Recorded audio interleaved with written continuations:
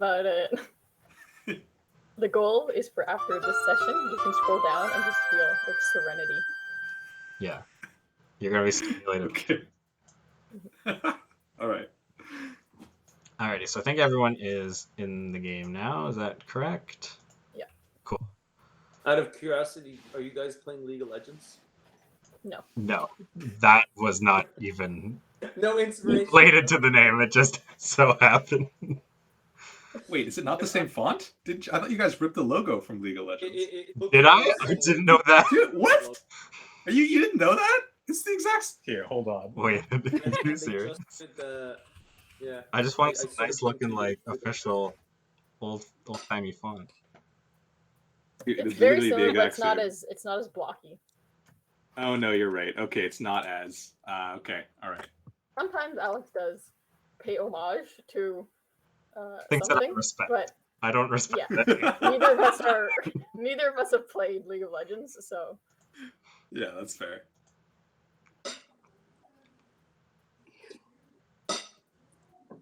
No, I see. Yeah, no, I don't think I've ever seen this logo in my life. Right? It's the exact same thing. I was like, oh, maybe he watched like Arcane, the new like TV show. They were like wanted to pay homage, but wow. What a Did you watch Arcane? I did not. It's next on the list though. You don't even have to play the game. It's such a good show. I know. I've heard it's incredible. Right up there with Cyberpunk Edge Runners. Anyway, sorry. I'll let you guys get back to the demo. Victor, can you actually talking about video game stuff? The balls. I forgot that.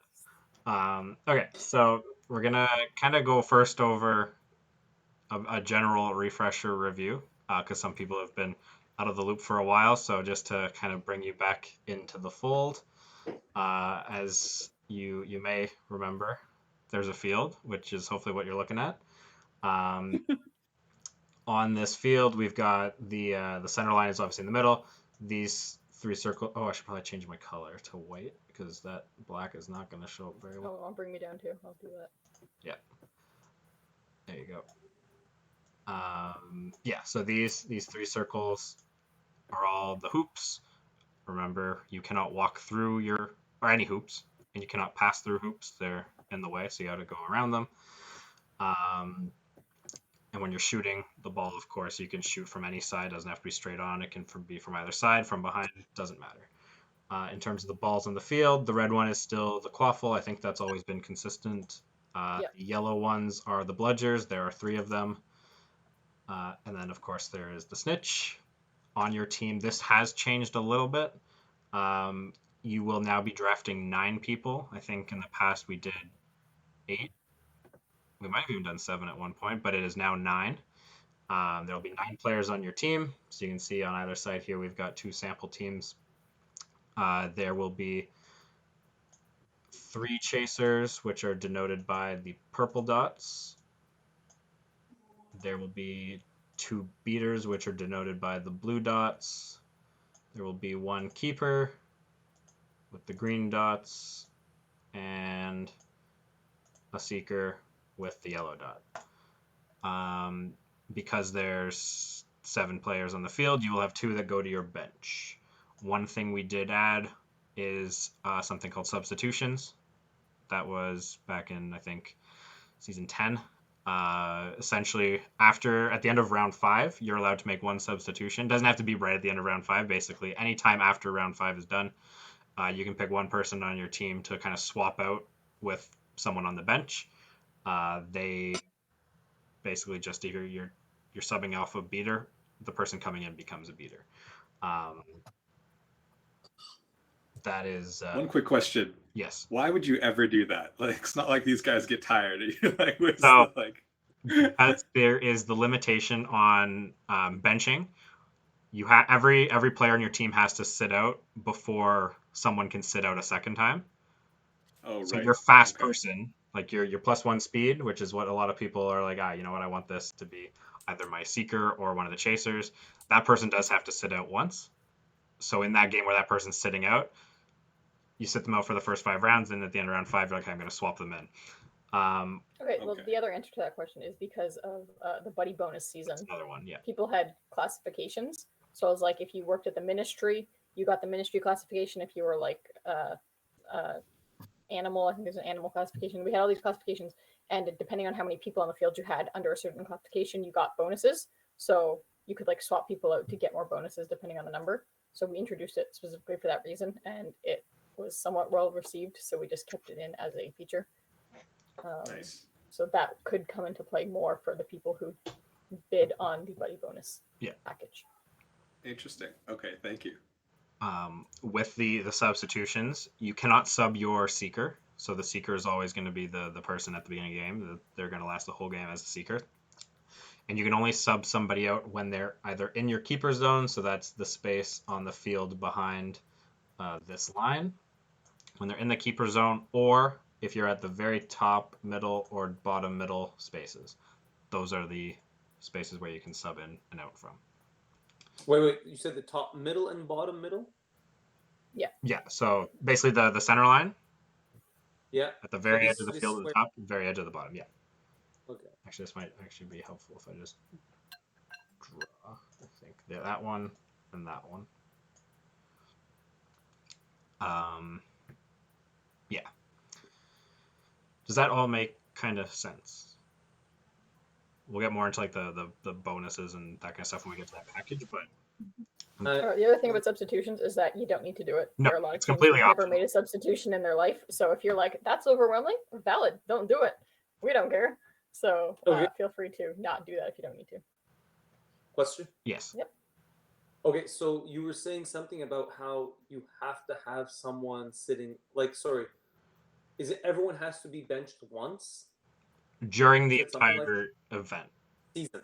Season. We'll call it a season for lack of a better term. It's not a season, but we'll call it a season. Okay. Yeah, so it's basically every game you'll sit out 2 people. So let's say in this game we have Sir Cadogan going on the bench and Igor Okay. on the bench. The next game, Yep. those 2 have to play. They cannot be on the bench. Ah, I It's see. basically Okay. just stopping you from benching your weakest player the entire season. There are no bench warmers. Your weakest players. Okay. Yeah. So like you have to use them eventually. So if you want to bench them your first game, great. You're going to use them in your second game. Exactly. I see. Okay. And when we're playing, like once the season starts, on your team page, it'll have the list of all the characters. There'll be an asterisk next to the names of those people who you've sat, so that way you'll know going into your second game. It's like, all right, I already sat Sir Cadogan and Igor. I can't sit them again. So that's kind of to help you remember, because a lot of the times people will be like, who did I sit? It's like, all right, it's on your team page, so you don't have to really commit that to memory. It'll be something you can easily refer to. Okay. Not that anyone will look it up because people don't read, but Yeah, we know. Exactly. But it is there in case you feel like teasing us. Another question? Yep. When did you start? I just noticed. When did you start using glasses? They're blue. Because before, huh? They're blue light glasses. It was like, Because Sometime like you were spring. when you were reading before, you never wore glasses. no, it has been. It's only been like a year. A year? Okay. Is this for like? Is this like the blue light glasses, Yep. or like is this like actual reading? No, it's blue light only. Okay. Blue light. Okay. All right. Yeah. So, when the game kind of starts, everyone will be set up along the hoop line there, either on or the space behind, not in front. We start with what's called brooms up. If you remember that, each team rolls a d6. You move one person at a time. Brooms up stops once somebody picks up the quaffle, and you cannot move the same character more than 2 times in a row. You have to move someone else before you can go back to them. So if you get like a 3 and a 4, move Adrian up 7. 1, 2, 3. Like this will be after 2 turns. 1, 2, 3, 4. Somebody else would have to move before Adrian can go again. And then once the quaffle gets picked up, we start with regular play, which is always 3d6. That has not changed. In terms of regular gameplay, passing is still 6 spaces plus or minus your character's act. Oh, actually, the stats, if you don't remember, if you click on the character, they've got 3 bubbles at the top. Red is strength, purple is accuracy, blue is agility.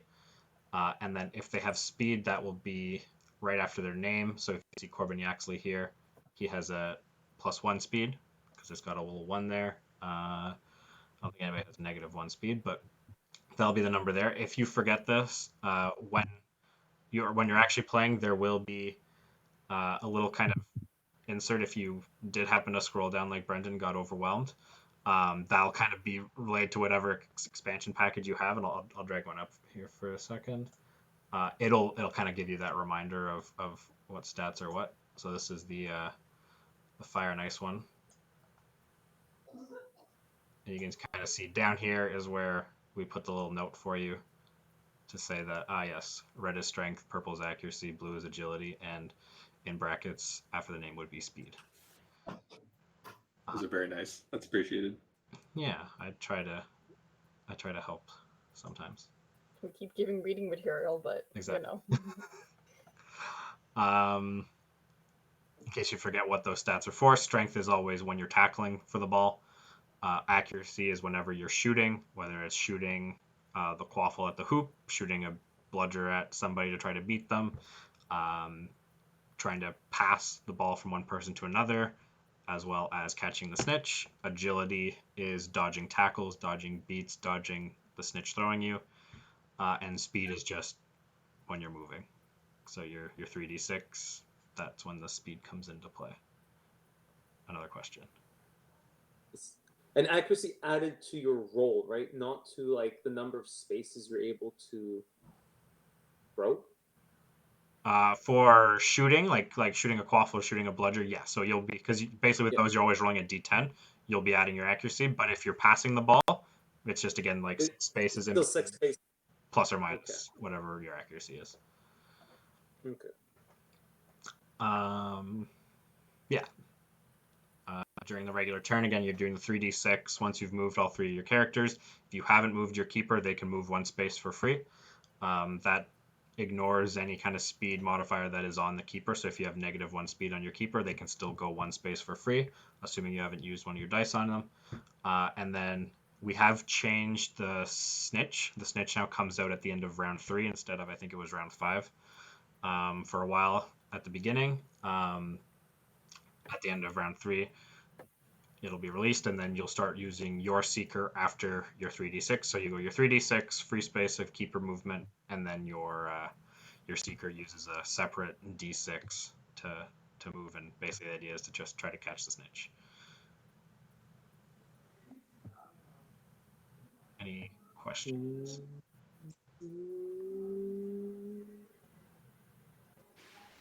No? Intercepting.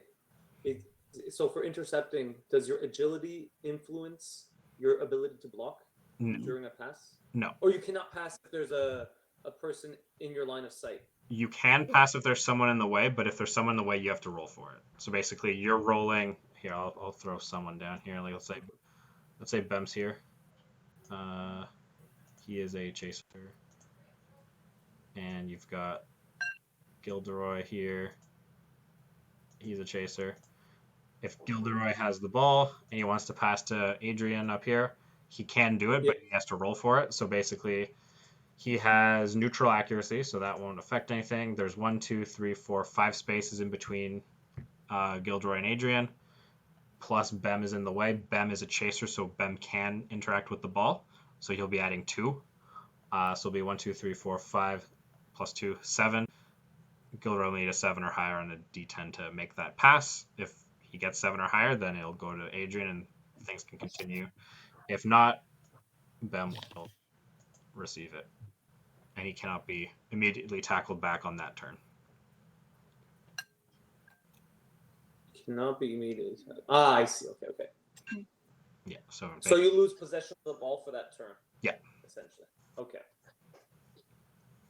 It's not even for that turn. You lose possession of the ball until you get it back, kind of thing.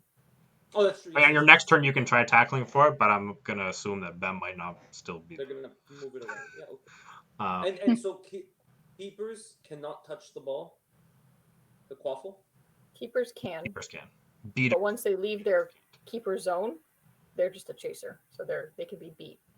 Whereas they can't be beat in their keeper zone. Oh wait, so the people who use the bludgers, those are beaters. Beaters. Oh, sorry, beaters. Okay, so beaters cannot touch the Correct. quaffle. Correct. But can you throw if a beater is in the line of like within the 6 You still have spaces? to roll for it, but because they can't interact with the ball, it's a lower roll. Yeah. So if Bem here is a beater instead of a chaser, he can't interact with that Yeah. ball. So now it's still 5 spaces away, but because Bem can't interact with it, he'll only be adding 1. Yeah. So it'll be a 6 or higher to make the pass. He's still a body in the way, is the point. Yeah. It That's just right. Okay. he's not And then actively so trying to get the ball. if the roll fails, then the ball ends up where? It'll land at his feet. He can't do anything with it. Right. Okay. But also you can't go get it back. But so in this case, you can or cannot. You get it, cannot. You said. unless you Cannot. go in with a beater and get rid of Bem. That ball is. Oh, okay, because it's occupying the space. Okay.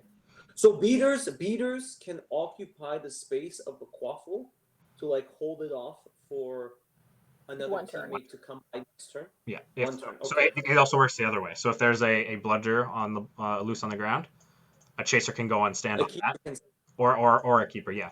Basically, if it's a ball you cannot use, like you can't interact with it, you can stand there for 1 turn, but then you have to get off the next turn. Right. So yeah, if you're holding a ball, you can stand on top of it.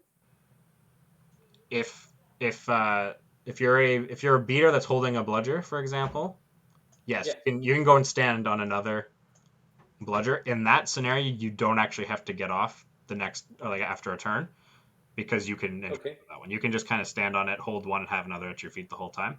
That is allowed. Okay. All right then.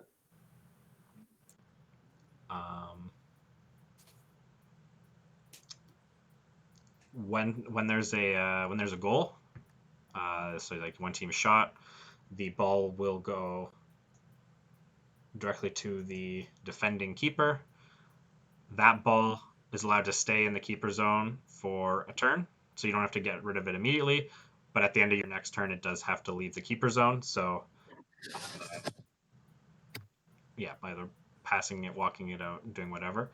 If it is not taken out at the end of the next turn, it will be apparated. So we will randomly put it somewhere else on the field, and the other team gets to kind of have some influence on where that is, but basically you don't want to let it stay in. You can also not pass back into your own keeper zone with the quaffle. The only way that the quaffle is going to come into your own keeper zone is if the other team brings it in.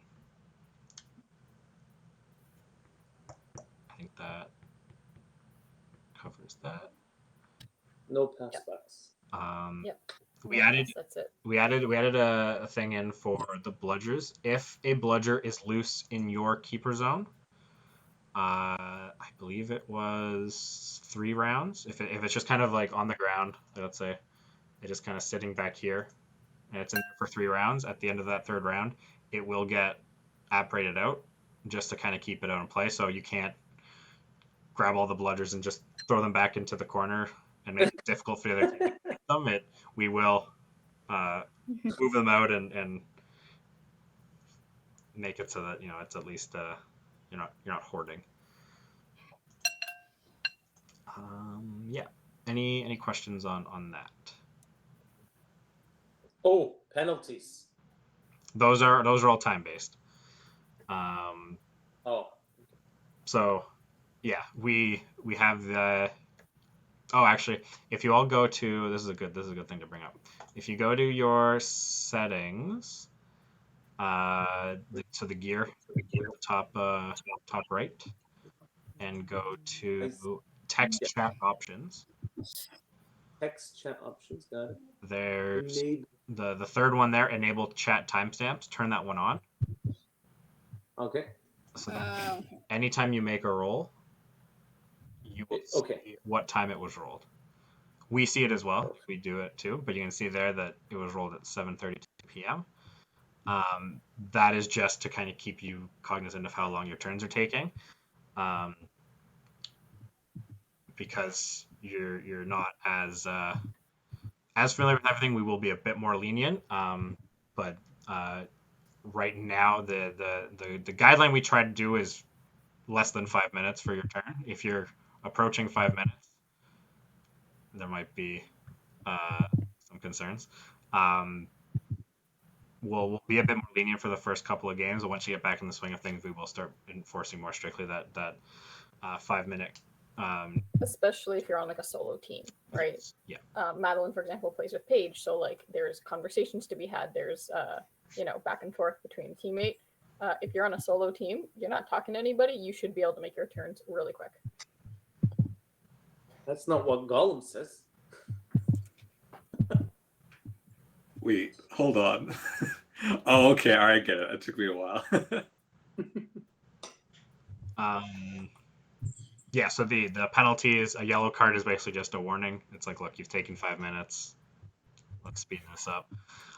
Red is, all right, we've given you a warning.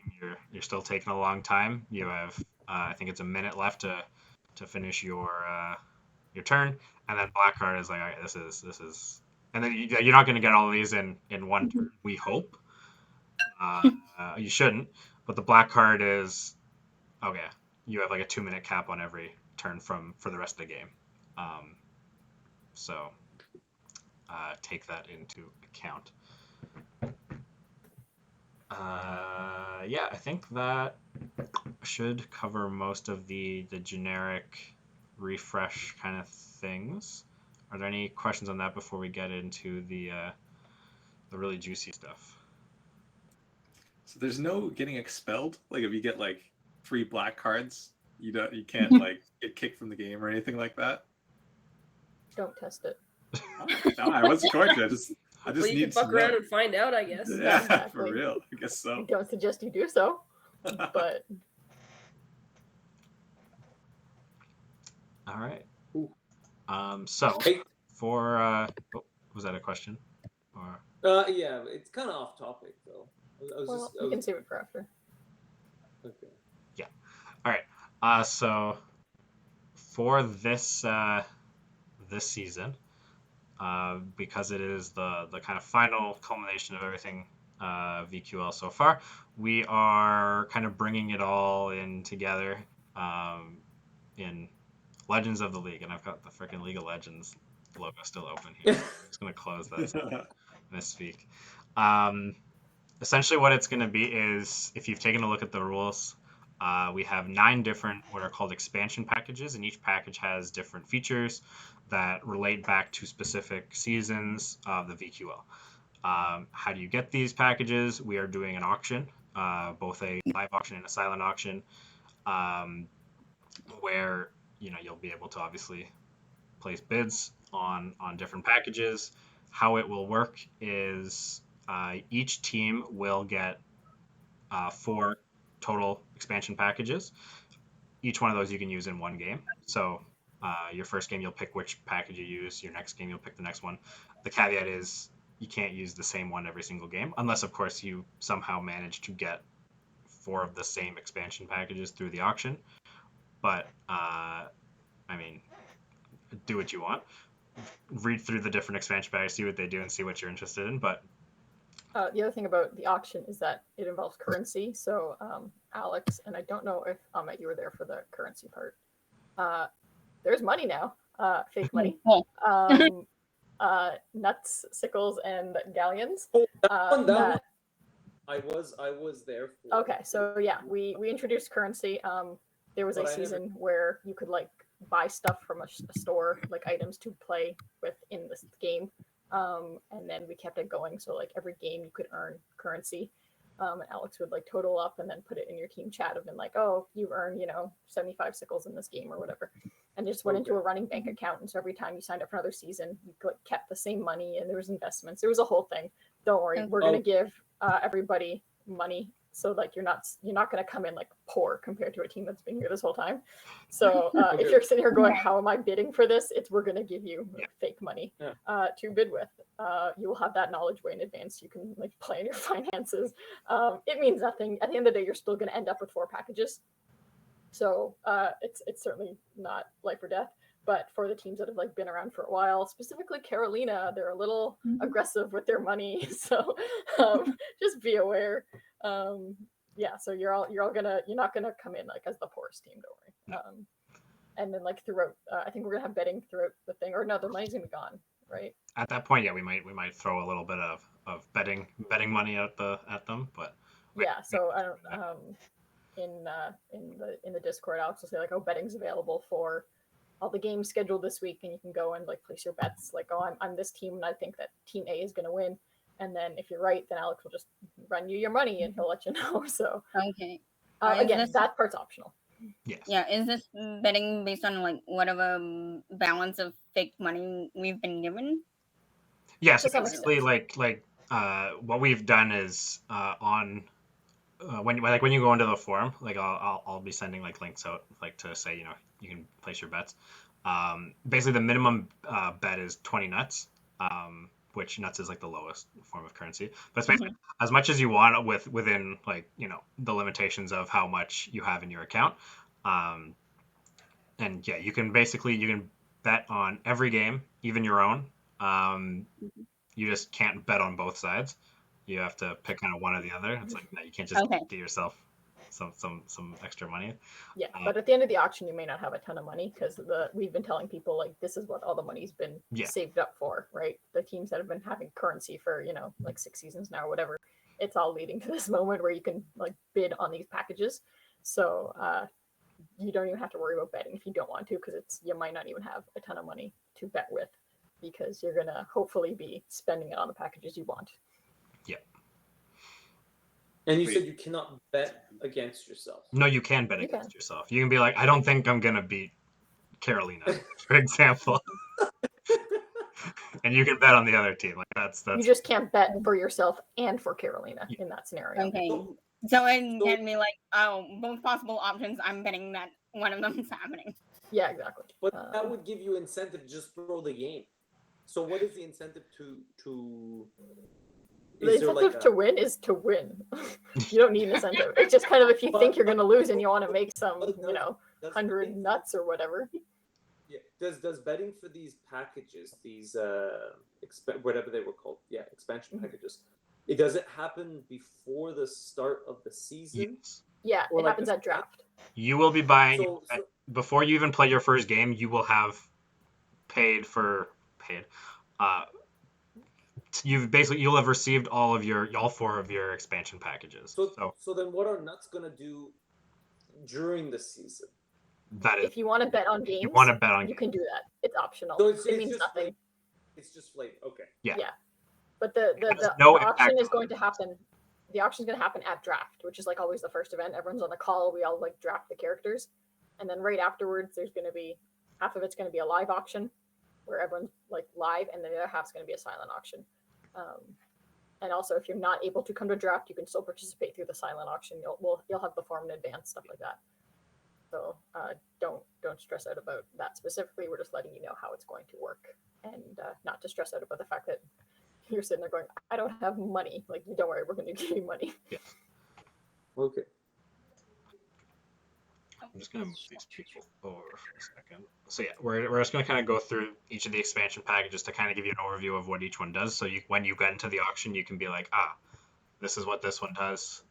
This one sounds like something I could do well with, something I really want to try out. Or you can be like, this one kind of seems a bit stinky to me. I don't really like the look of that. I don't want to use it. And you can be like, I will not be placing any bids on this package. Huff. Do you have level of difficulty, kind of like this is a difficult package to use or an easy one? Some of them are a little bit more complicated just based on the nature of what's involved in them, but we did try to make them that they're all somewhat useful to around the same degree. No package sucks, right? Like they're all useful. It's not about it's just the difficulty of using it. It's not necessarily a bad pack. Like some could be user friendly, whereas others you have to be really... There are some that are a little bit more complicated, especially if it's a season you haven't played and you're sitting there going, I don't know this, whereas everyone else who's been around for a while would have a little bit more familiarity. So that's up to you to decide. If you're like, hey, this sounds complicated, I don't want to touch it, great, don't touch it. Bet on something else. Okay. That's what this right now is for, so you can get a little baseline understanding, so you have that knowledge going in. Yeah. you guys telling everybody that they should be blowing all their nuts on this betting, or like what's the go-to, or are you just not telling anyone what to do?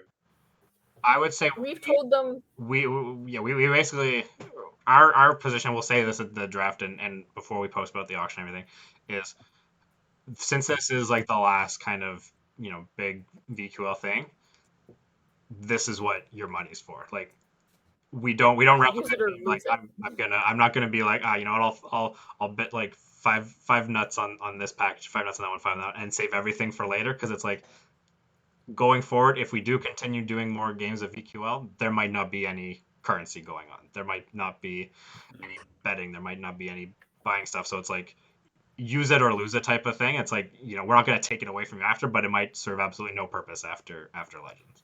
And there's a reason why, for like Brendan and Madeline, who've like been for the past couple seasons, we were saying like, hey, season 16 was the last regular season. Don't blow all your money because you're going to need it, and it's for this.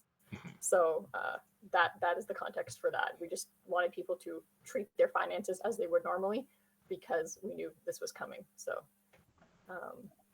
and if you are a team that like you're like, well, I've only been around for a couple seasons, there's no way I have enough money compared to Dead Serious, who's been around since the whole time. Like, don't worry, we're gonna make it a little bit even, so you're not poor. Yeah. Okay, thank you. Our goal is not to make anybody feel poor. Yeah, no, everyone's rich in our eyes. Thank you. Wait, so I thought this was like the final VQL season that you guys were gonna run. Yeah, this is the last thing we've planned. We've been like, everything that we started has been leading up to this. Alex said that if we continue in the future. I mean, like if people still want to play from time to time or whatever, or like we do like some different kind of seasons or whatever, like we've gone through all the content, that the 16 seasons worth of stuff that we had kind of planned out. Yeah. If we do stuff in the future, it'll probably just be like, okay, people are you want to play this specific season again or something. Like it won't be as structured, it won't be as like we still don't know what that's going to look like, but we've kind of run the course of everything that we had kind of envisioned when we started. So like you may have an encore. Yeah, and there'll be more information about that later on. Don't worry about that. It's not relevant to what's happening here. Yeah. Okay. All right, so I will start with the first one.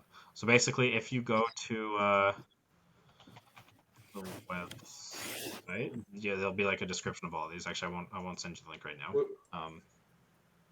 Don't worry, I'm gonna explain everything kind of as we go through here.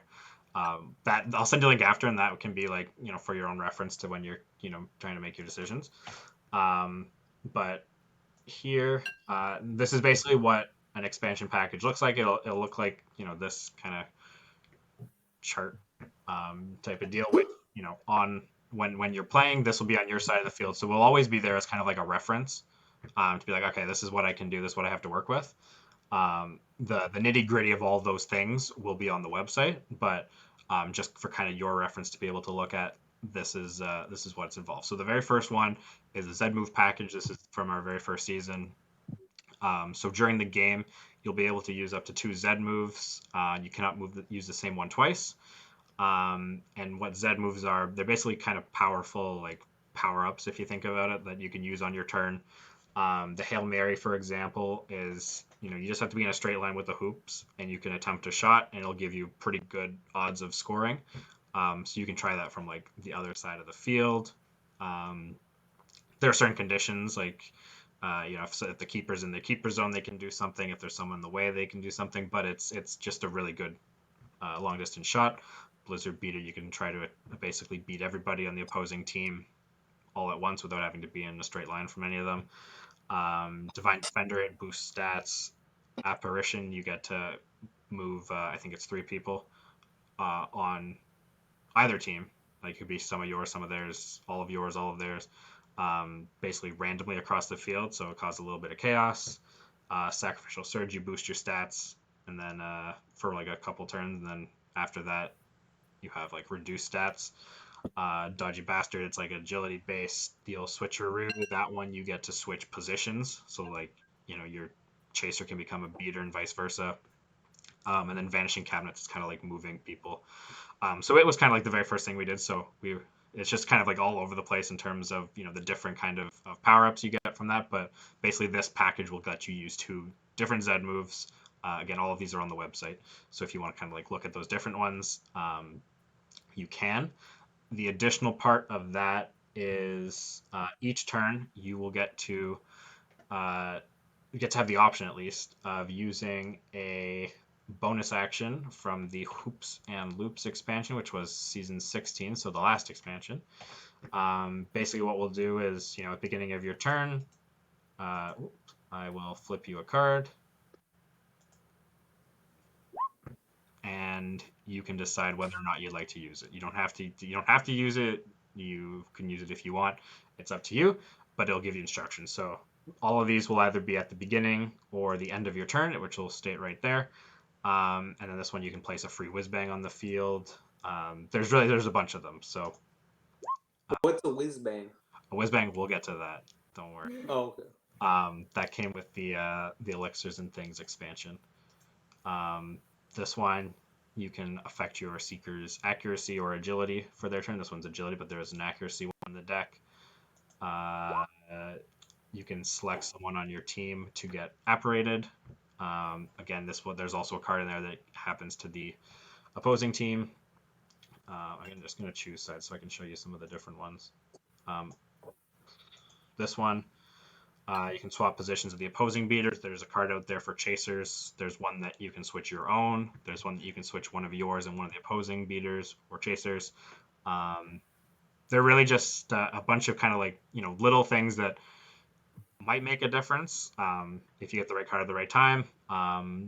They might not. You don't have to use these ones, are optional, but we will flip you a card each turn if you have this package, and you can use it if you'd like, and if you don't, it's completely up to you whether you find that is a useful effect or not a useful effect. You will see at the bottom of every expansion package, and this gets into the whiz bang conversation, is there are 5 thing slots.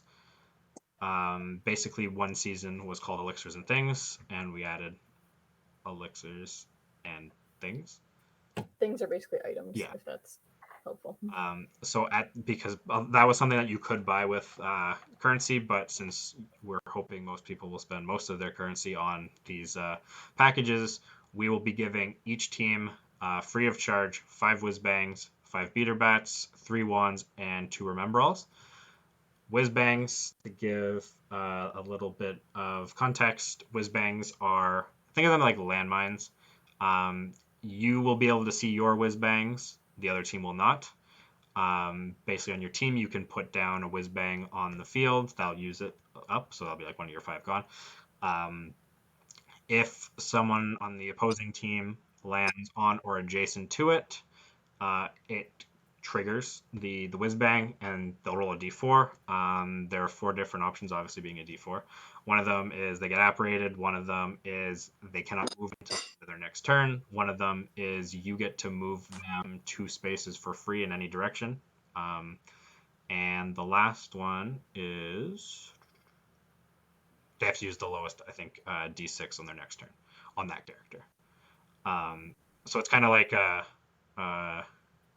landmine, yeah, like a little thing that they can run into, and if they trigger it, then something fun could happen for you. So yeah, that's whiz bangs.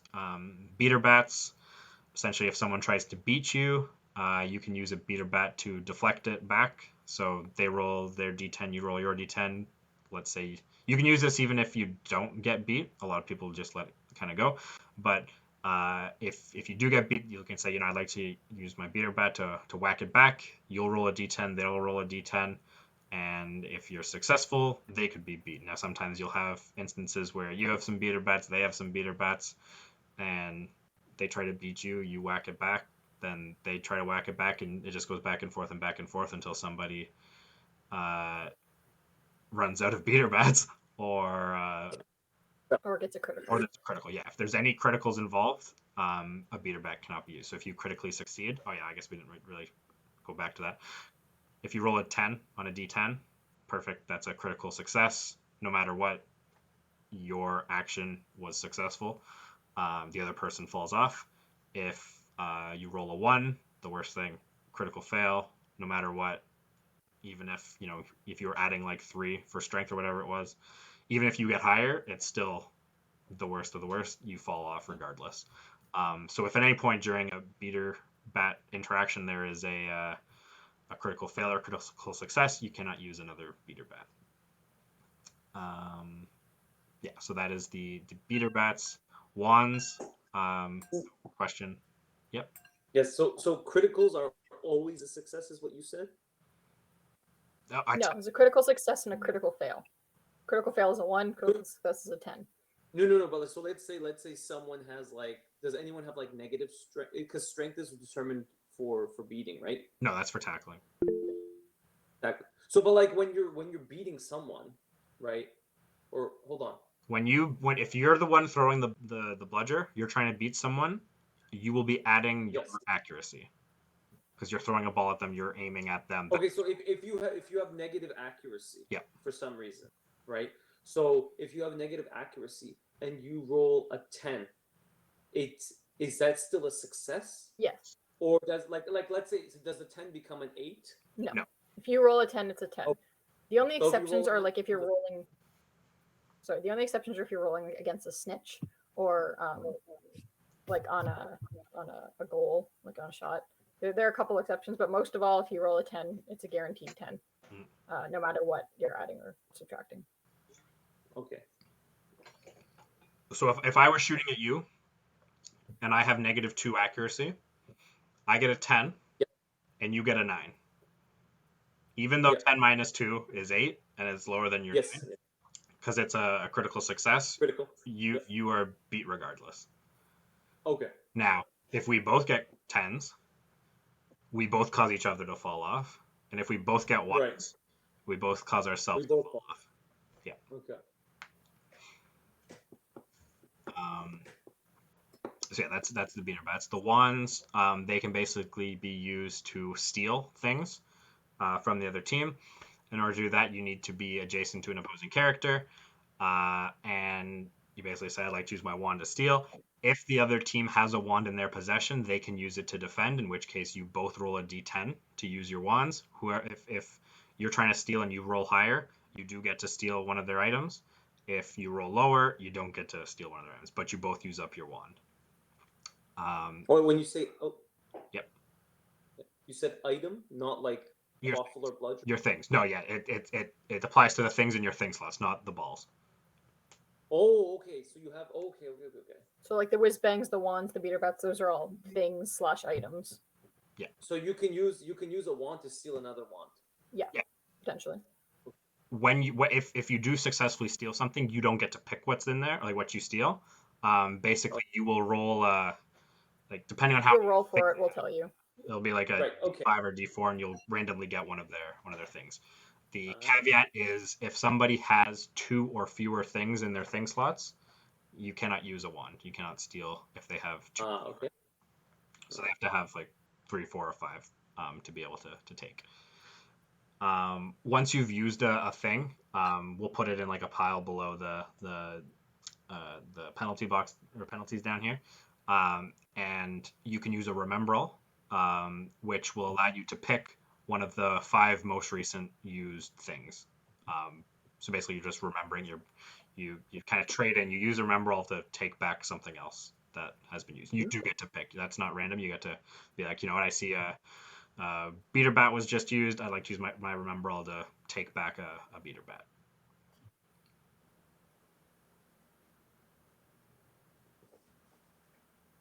Is this part of the Z move expansion? No, everybody is getting these. So everybody will have 5 whiz bangs, 5 beater bats, 3 wands, and 2 remembralls. That will be every team gets that, but that will not be per game. That will be your entire supply for the season. It's also like optional. You don't need to use any of these in the game. Right. So like if you're like, hey, again, this is stressing me out, this is a lot, don't worry about it. Yeah. You might, want to go your first game not using it and see how your opponents use it or whatever. But yeah, it's that's an optional feature. Just kind of giving something that we've been playing with for the past couple seasons. Will the Elixirs and Things shop still be open, No. or is that like you're closing it? It has Wow. No. closed. Okay. So Because you Goddamn. won't have money. yeah, Fair. that's the goal. Okay. Uh, Cool.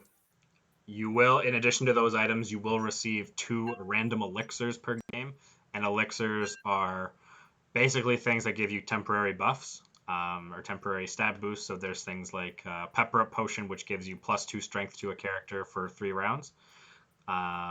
There is Draft of Peace, which gives you +1 agility, +1 accuracy for 3 rounds. Most of them last for 3 rounds. There are some that are kind of like one-time effects. Like there's something called Skelegro, which if one of your characters falls off, you can be like, I'd like to use a Skelegro, and instead of falling, let's say you have to fall 10 spaces back, you only go half, so you go 5 spaces back to the hoop line. So it basically lets you go as far when you fall off your broom. Yes. I thought when you get beat, you go back to the line, the scrimmage line, or whatever. Yeah, you call so it. that's what we're saying. If you have a Skelegro and you want to use it, you can go halfway back. Yeah. So If you choose to use that elixir, if you have it.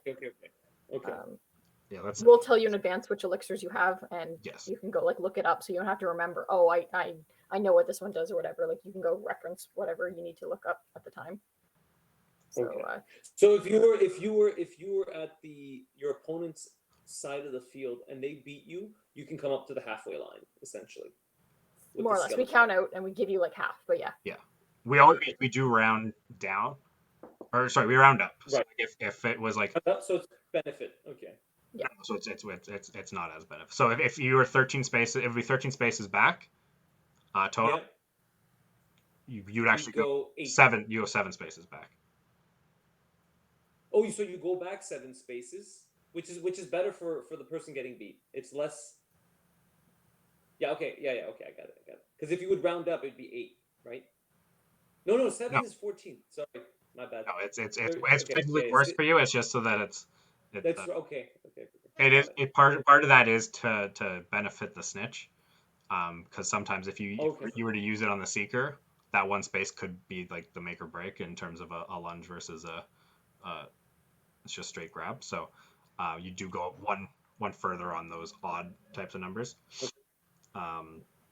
But yeah, so that's kind of skill growth. There's one called Wig and Weld, which lets you remove the effects of an elixir that's placed on you by the other team, because there's some negative elixirs in there as well. Like the Draft of Living Death, one character gets -1 speed for 3 rounds. So yeah, there's a bunch of them. Again, we'll tell you what they are before your game. Be like, look, you've received these 2 elixirs. Most of the elixirs you have to use on your turn, but there are things like that Skelegro. It's like if you get beat on the opponent's turn, you can use that immediately. Yeah, I think that's the only one.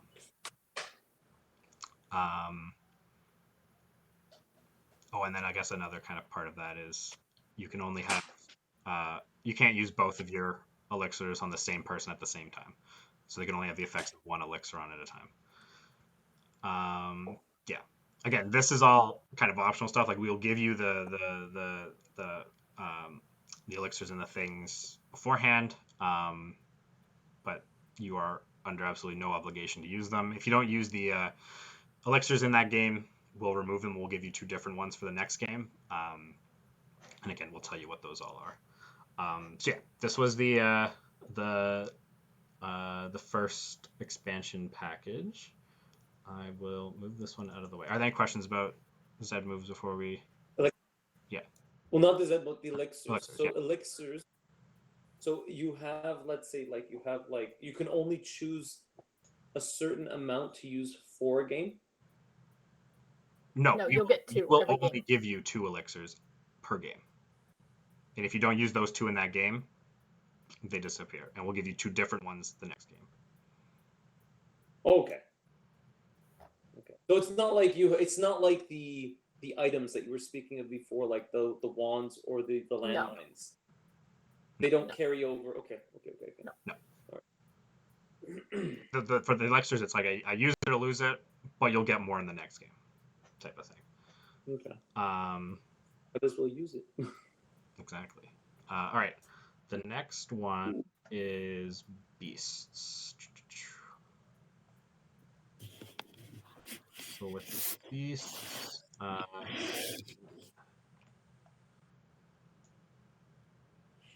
This was basically, season 2 and season 15, I think. Yeah. Had magical beasts.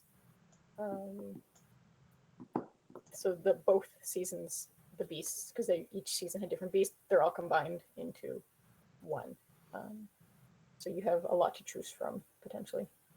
yeah. What happens is we will, at the beginning of the game, we will deal 3 cards, 3 magical beast cards to you. And basically, you don't do anything with them for the first 2 rounds. Once the snitch enters the field, you'll be able to summon one of those 3 cards to the field. The beasts have a bunch of different effects, so there's some that are kind of purely attacking, like they're just an annoyance. That's like, your God, I'm drawing a blank here. The Thunderbird, for example. The Thunderbird, if someone kind of steps into their sphere, which is like the area that they cover, then they will get attacked. If you succeed against the Thunderbird, you are immune for the rest of that turn. But if you fail, you'll fall off your hoop, or fall off your broom and go back to hoops. There are some that kind of are a bit more, I guess, strategic in a sense. Yeah. Things like there's a bow truckle that can hide in your hoop and it's invisible to you, but if the opposing team shoots at the hoop, they will have to roll higher to score, because there's a little bow truckle in there that'll kind of swat the ball away. There's some that use different elements, which we'll get into a little bit more in a moment, but the fire crab places lava around the field, the troll will throw rocks around the field, and the yeti's kind of surrounded by ice that you can slide on. So there's a bunch of different kind of beasts. There's actually, I think there's 36. I think 20 in the first season and 16 in the second. So you will be dealt a card, one of 3, and you can kind of pick from there which one you use. Once you've kind of picked that beast that gets placed in the field, you can move the beast for the most part. 3 spaces each turn. Some of them are a little bit different. Some of them might actually be a character on your team, or there might be multiple versions of them that you can move. But you do get to move them each turn. And if you get 5 rounds in and you're like, I'm not loving this beast, we do have a little something called the Monster Book of Monsters that you can use, where you have to use it after using your current beast for 5 rounds. But once you've used the monster book, we will deal another beast card to you. So you'll have the 2 in your hand that you didn't choose, plus 1 new one, and you can choose one of those to kind of replace the beast you already had. Because it might be like, I'm not loving the Sphinx, or I've gotten all I can get out of the gnomes. And you want to switch it up and try something new. We provide a complimentary monster book. It's where you can kind of switch and try a different one. Yeah, question. So you said you placed the beast on the field, and you said you can also move it. Does moving it, is it separate from your player moves? Yes. For the most part, yes. Dice? Okay. And do you roll a dice for the beast to move, or is you're guaranteed X number of space? You're guaranteed 3 spaces. Most of the beasts, it's 3. Yeah. There's a couple that like attach to your person. So I'll just give an example. There's a werewolf. The werewolf. Actually, the werewolf's a really good one. The werewolf, you choose somebody secretly. You tell us, but the opposing team doesn't know. You tell us who's going to be the werewolf on your team, and you still use your 3d6, and if the werewolf is your one of your chasers, you're still using a normal movement there, but it's after. I think it's round. I think we did change it with the when we shifted the kind of the number of rounds after the snitch came in, but at some point in the game they will become the werewolf, in terms of they get boosted stats. Okay. They'll still use your 3d6, but since it's kind of another person on your team, or one of the people who's already on your team, they don't get like the three spaces. That's usually applied for the ones that are a bit bigger, and Most of them are using just standard 3 spaces per turn. So with the werewolf, is there like, let's say, oh, I move my character up into the enemy zone, and then I want to swap out from the werewolf to, let's say, this Thunderbird, and is the Thunderbird then placed where that werewolf player was, No. and then they lose the affix of werewolf, and then the Thunderbird now exists in that same space? For most beasts, the werewolf is a bit of a different case. Most A beasts, you loophole? can only they only operate in between the keeper zones. Like they can't enter the keeper zone, so it's always kind of in the middle of the field. The werewolf is an exception to that. Since the werewolf is a player, they can go in the keeper zones. Grop is another one. So does the swap work for the werewolf though? Yes, I believe so. Not after you revealed it, though. No, I think let me double check. I think Did you say that? we did allow it because I mean it. Because then you can do some like trickery with that particular. I know the I'll be honest, there are cooler beasts than the werewolf. Yeah. Don't fixate on the werewolf. There are Werewolf much cooler beasts out there. yeah not So No, it's about Oh, utilizing the like a loophole, right? Because if you Don't can think get the of werewolf loopholes. into your I wouldn't call that a loophole because Yeah, that I- would lose. Sorry. Yeah, I'm just got a question for the expansion packs. Are they like, you can use like only one of the ones during One per the game. game? One per game. Okay. Yeah. One per game. And does the other team like use one of the ones that they had picked from their start? Yeah. Yes. Okay. Yeah. So I mean, So there's you could have a chance- beast, but the other team may not. Yeah.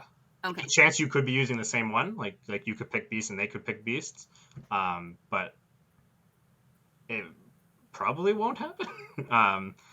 But Okay. we've got like there's some certain things that like won't work in conjunction with whichever packages are on the field, but yeah, for the most part, you could have your beast, they could have literally any other package or vice versa. Mhm. It's not like you both have to pick the same one. It'll be 2 potential expansions like on the field at a time. Okay. And then like going into the following games, are you still allowed using same expansion, or do you have to switch to one of the other ones you Switch to a picked in You the do have game? to switch. So the way we've kind of structured it is you're going to have 3 prelim games. After the prelim games, your rank score will determine where you kind of you start out in the playoff bracket. So you'll have 4 expansion packages. So 3 of them you'll use in your prelim games, and the 4th one you will use in your first playoff game. If you move on to the next stage of the playoffs, you'll be able to use basically any of the ones you already used because you've now used all 4 of them. So you get to pick one of those to use again. If you move on to the next round of the playoffs, you can't use that one again. You have to use one of your other 3, but it's basically use Okay. basically all of them once, and then you can start using them each a second time after that. Okay.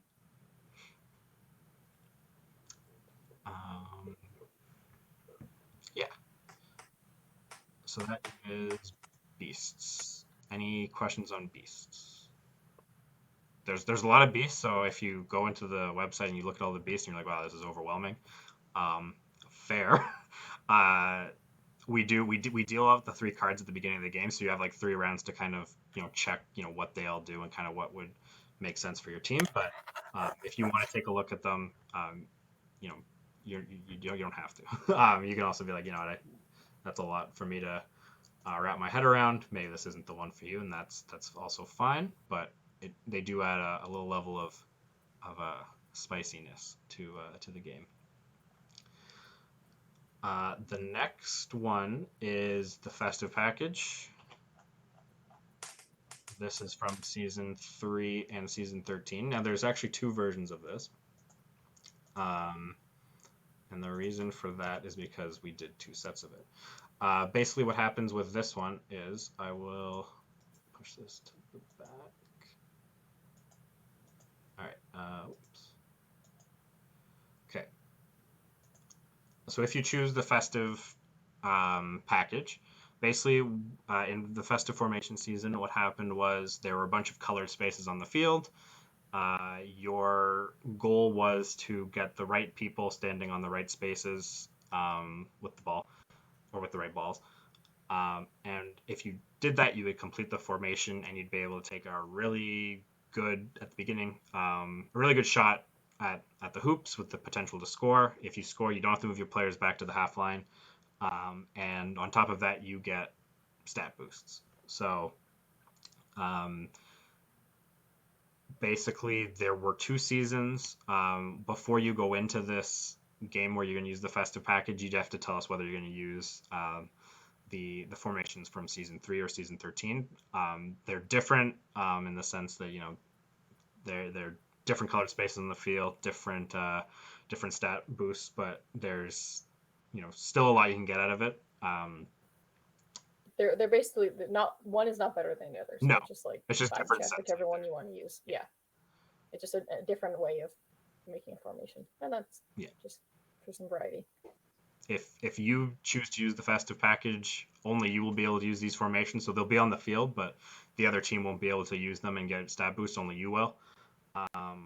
And then there's a little something in there called the Swiss LA Festive Special, which basically lets you move one person for free to finish off, to get the last space of a formation you need. So that's a little fun thing. Brendan's shaking his head. He's like, No, can the other team see your spaces? Do they know Yeah. where they're? Yeah. Dang. Okay. Yeah, so there's potential that they can, you know, try to cover your spaces, but that also means they're kind of not using those players to play the rest of the game. So there's a little bit of a trade-off there. And also, like, okay, let's say they're blocking one of your formations. Like, okay, go do another formation. There's like, 10 of them on the field, so you're not limited to whatever one they're standing on. Question?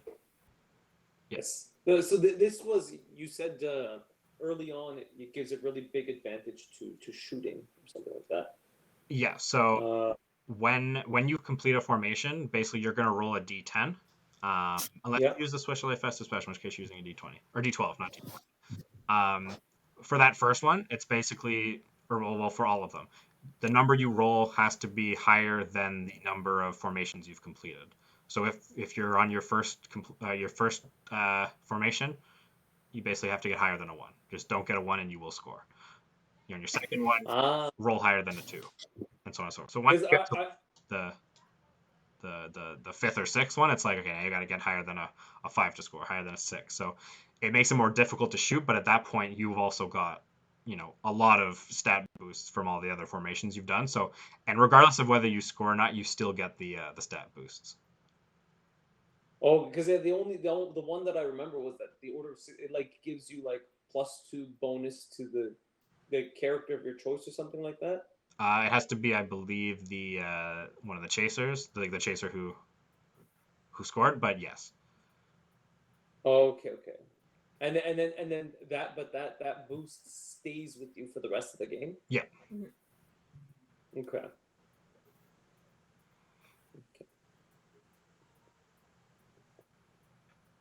Yeah. So there's this. This is the first set of formations, and do you choose which hoop the ball lands on, or like you shoot at? When you it doesn't matter. It only does miss. because like, only if you miss. Because if you choose, like, let's say there's an area where not many of your opponent's players are located, let's say on like the top hoop, so you'd want to, let's say, aim for that. So in case you do miss, it's gonna end up somewhere there, right? So. Yeah, but you'll be instructed with that when you shoot, so it doesn't. Okay. Like, that's not going to affect your choice to use this package necessarily. Yeah, it really only does matter if you miss, because if you score, the ball's going directly to their keeper anyway. If you miss, you get to choose which hoop it lands behind. That's it. Okay. But yeah, like there is some strategy to that. It'd be like, okay, I see the keeper's on the other side of the field. I'm gonna, say that it went to the bottom, and the other team's got to deal with it. But yeah, there's certainly some strategic element to that. Yeah, that is the festive formation. So it's pretty standard. Just get your people with the right balls in the right spots, and you'll get stat boosts and probably a goal. Sorry, can you explain the Swiss Chalet formation again? Because I was laughing at the name and realized I don't actually know what's going on. I couldn't see anything on the website either. So I think it might just be on the first formations page. But anyways, so let's say here we have Stuff the Turkey. It requires 3 chasers in the quaffle. So let's say it is the dark blue and the teal looking one. So I don't have these little people all marked. So let's say Adrian is standing here. This is actually, yeah, we'll use those ones. So that's number 2 of 3. That's the blue. We'll have him stand there. Credence is another one. He'll be here. And let's. Well, I don't have a space. Yeah. Okay. The third one's down there. So Draco is your last one. Let's say he's over here, and well, wherever the ball went. There it is. Cadmus has the ball. Okay.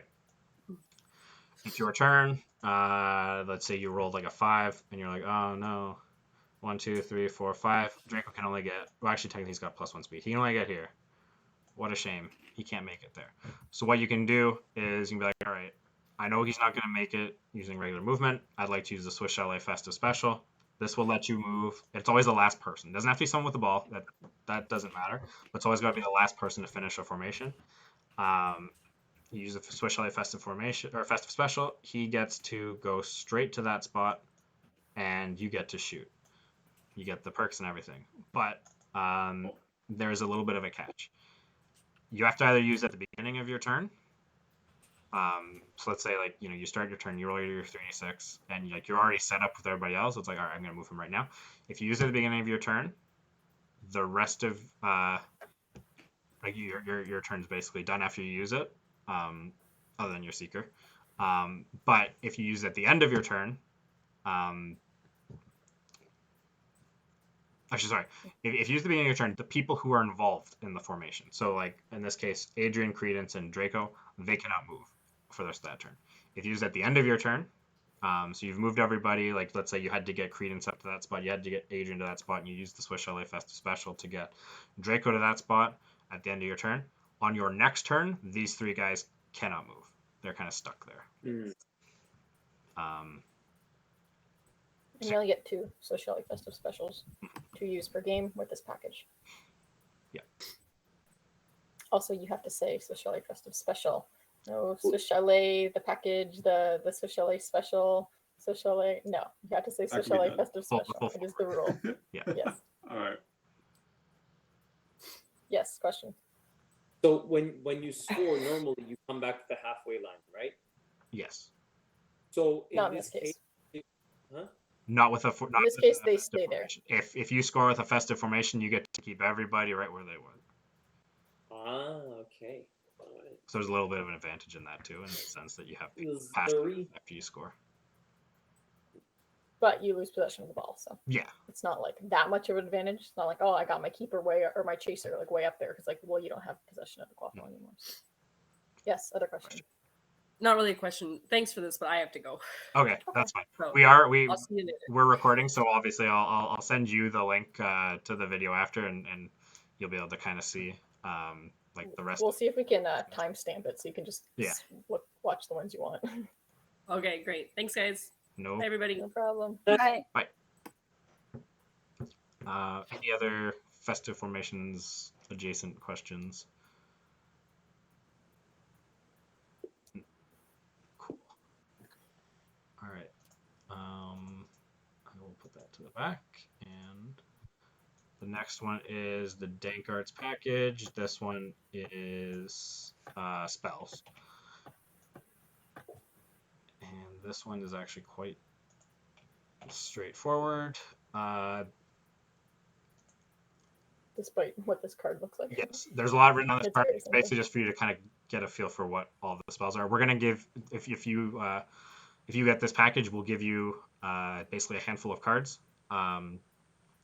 and on odd numbered turns, what you can do is what you've rolled your 3d6. If you wish, you can sacrifice one of those 3d6 to cast a spell against an opposing character. There's a few caveats here. The first is when you cast a spell against another player, you have to have one of your players within 3 spaces straight line of that other character. So there's kind of like a line of sight that's not more than 3 spaces in between to be able to cast against that character. Everybody can cast spells against everybody except Seekers. Seekers can only cast against each other and not against anyone else, and no one else can cast against Seekers. So they have to kind of do like 1v1 kind of type of thing. Spells have to be cast before you roll for Seeker movement. So if your Seekers are going to do it, they got to be kind of already in that position. When you cast a spell, you don't say what spell you're going to do. You're not going to be like, I would like to cast Confundus against Draco. You say, I'd like to cast a spell against Draco, and what we do is you will place, like, you'll have your hand of the spell cards. You'll put your card on the field. They will place another card on the field. The opposing team can choose. There's 2 cards they can choose, which is basically I accept my fate, and they're just like, hit me, do your worst. And that doesn't do anything. They take the full effect, or they can use Protego, which basically protects that character from the effects of that spell. And they can use 2 Protegos per game. Otherwise, yeah, it's just kind of they gotta accept everything else. These effects that apply to that character, they take those effects until they are healed. To heal essentially means on their turn, they will roll a d6 for that character to heal. They will add or subtract whatever strength they have. And it starts out at 6. And you have to roll higher than that to heal. On the next round, it'll be 5, 4, 3, 2, 1. So they will eventually heal. They could heal faster if they roll higher, or not. It's really up to what they roll, whether they can heal. Question, yeah. If you have this package and the opposing side doesn't have this package, they don't have the ability to use Protego? No, they do. Regardless of who you're up against, they have the ability to use Protego twice. Okay. Yeah. But they just don't have the access of doing the curses. Yeah, that the only spell they're ever doing is Protego. Yeah. Whereas if you have this package, you can do all these other spells. Yeah. Okay. So yeah, when you choose to sacrifice, you don't have to say which number you're sacrificing. So if you've rolled like a 2, a 3, and a 6, you don't have to say I'm going to use 6. Like we'll find that out once you flip the card and we see the 6 on it. It'll be up to you. Of course, you've sacrificed that movement, so you're not going to move anybody 6 spaces. You've used that card instead. And yeah, you can do this at any point on your turn, assuming you haven't already used that roll. So if you had, again, a 2, a 3, and a 6, you move someone 4 spaces. We're going to assume that there's no speed modifiers. Once you move that person 4 spaces, it's like, all right, you can't use that 6 now on a spell. But that's kind of like just pretty technical stuff. And these can all be used against the keeper in their keeper zone. So that is one of the few ways you can actually affect the other team's keeper while they're just doing their thing. Any spell questions? Yeah, so speed bonuses, I'm assuming, apply to the energy needed for spell, if I understand that correctly? No, 'Cause that's... it's just straight up the number on the dice. Oh, okay, when you roll the D. Okay, so you roll a D7 then? You can't roll D7. No, so you're rolling No, but 3d6. So like, let's say I do this. I get my 3d6. Okay. I can choose to sacrifice that 6 to use like Imperial Crucio. I can choose to sacrifice the 4 to use Accio, or I can choose to do the 2 to get Incendio or Locomotive Mortis. There's even if one of my characters had like +1 speed, that doesn't impact anything here. Okay, so then how do you get Avada Kedavra then? You don't. That one's It's not a 7. available. Oh, I see. For Okay. instance. All right. I see you good to doing know. the I was- research. I mean, I was just like, oh, there's a 7. You must be able to get it. Okay, never Yeah, mind. no. Basically, the way we did it, this was season 4. Um, the way the season initially worked was the entire season worked this way. Was each turn you generated spell energy, so there's like a little meter on the side of the field. And each round it went up by 1, and you would accumulate a bunch, and then you could choose. So there wasn't actually any movement being sacrificed in that iteration of the game. We tweaked it for this just because, yeah, murdering someone is fun and all, but It's pretty sick. But I don't- yeah, it does cause a little bit of a hindrance.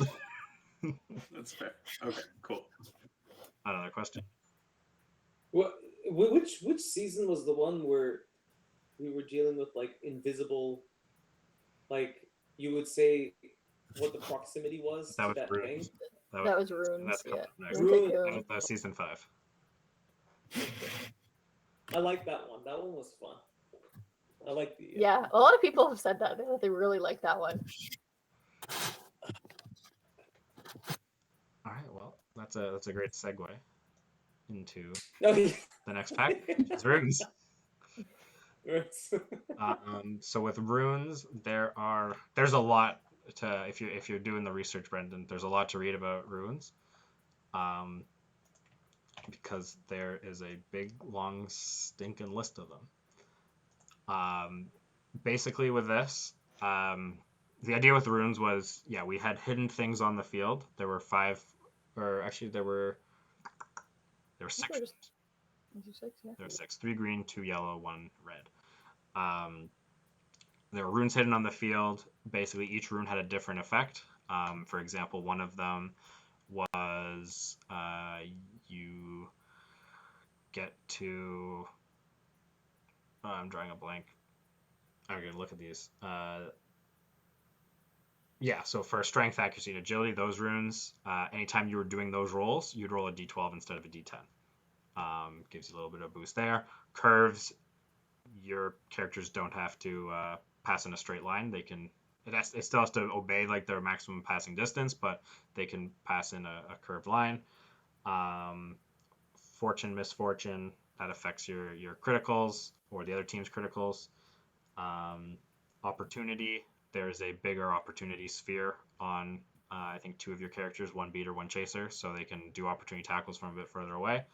And then you get things like the rune of control. Basically, there's one where well, the main one is you have to, or you don't have to, but with the runes that are kind of hidden around the field, it's kind of like a triangulation, kind of trying to find where they are in the field. You'll put down we call it a Revelio charm, and I'll tell you whether there'll be 3 rankings. I'm blanking on the top of my head what they all were, but I think Troll was like one of the rankings. It's like the worst possible, like you're about as far away from the rune as you can get.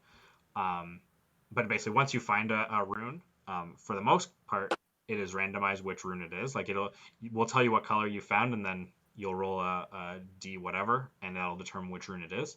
But with the rune of control, you get to pick which one you found. So you can kind of play a little bit with that. With this package specifically, you get to use up to 5 runes. If your team has any runes in inventory, if you were present in that season, you'll be able to pick up to 2 of them to use.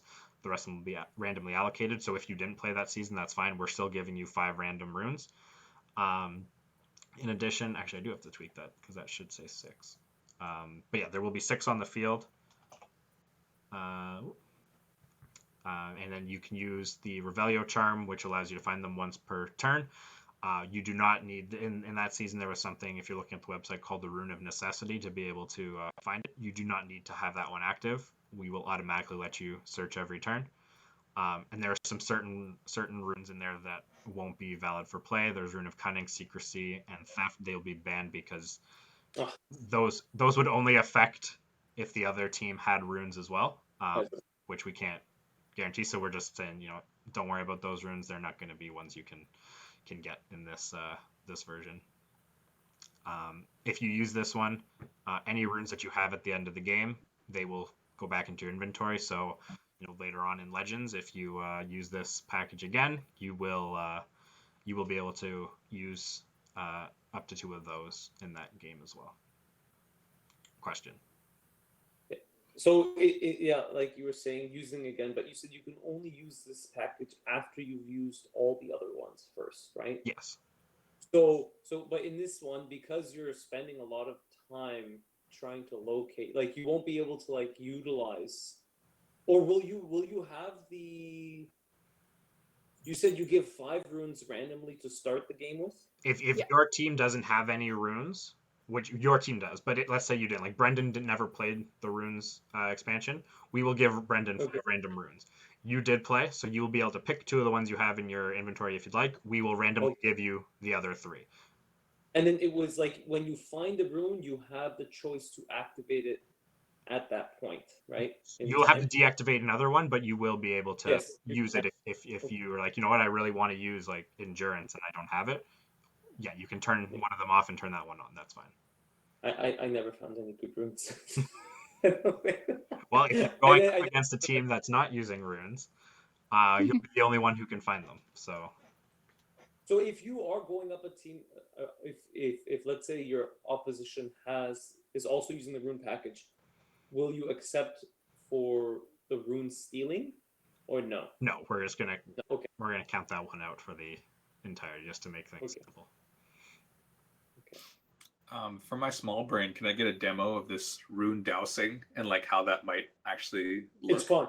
Yeah. Okay. So, let me just pull up. I think I have one down there. No. So I was using this sticky tack to actually keep track of all the spaces. Yeah, my sticky tack on his screen. Oh my god, your poor fucking screen. Put little dots. You just have to be careful not to like touch your mouse wheel, so it like changes the location. Yeah. That's hilarious. All right, I'm just gonna move this off to the side for a second. Actually, probably for the rest of the game.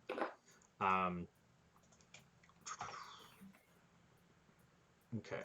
If it's too much setup, no worries. But No. I'm gonna let everybody see this. Can you guys hear me clipping my nails? No. No, I don't want to though. I didn't need to know that. But Oh my god. Okay, so I heard that one. yeah, now we can't hear it. All right, can you put it up right next to the mic? I'd like a nice. No, Brendan, no. okay,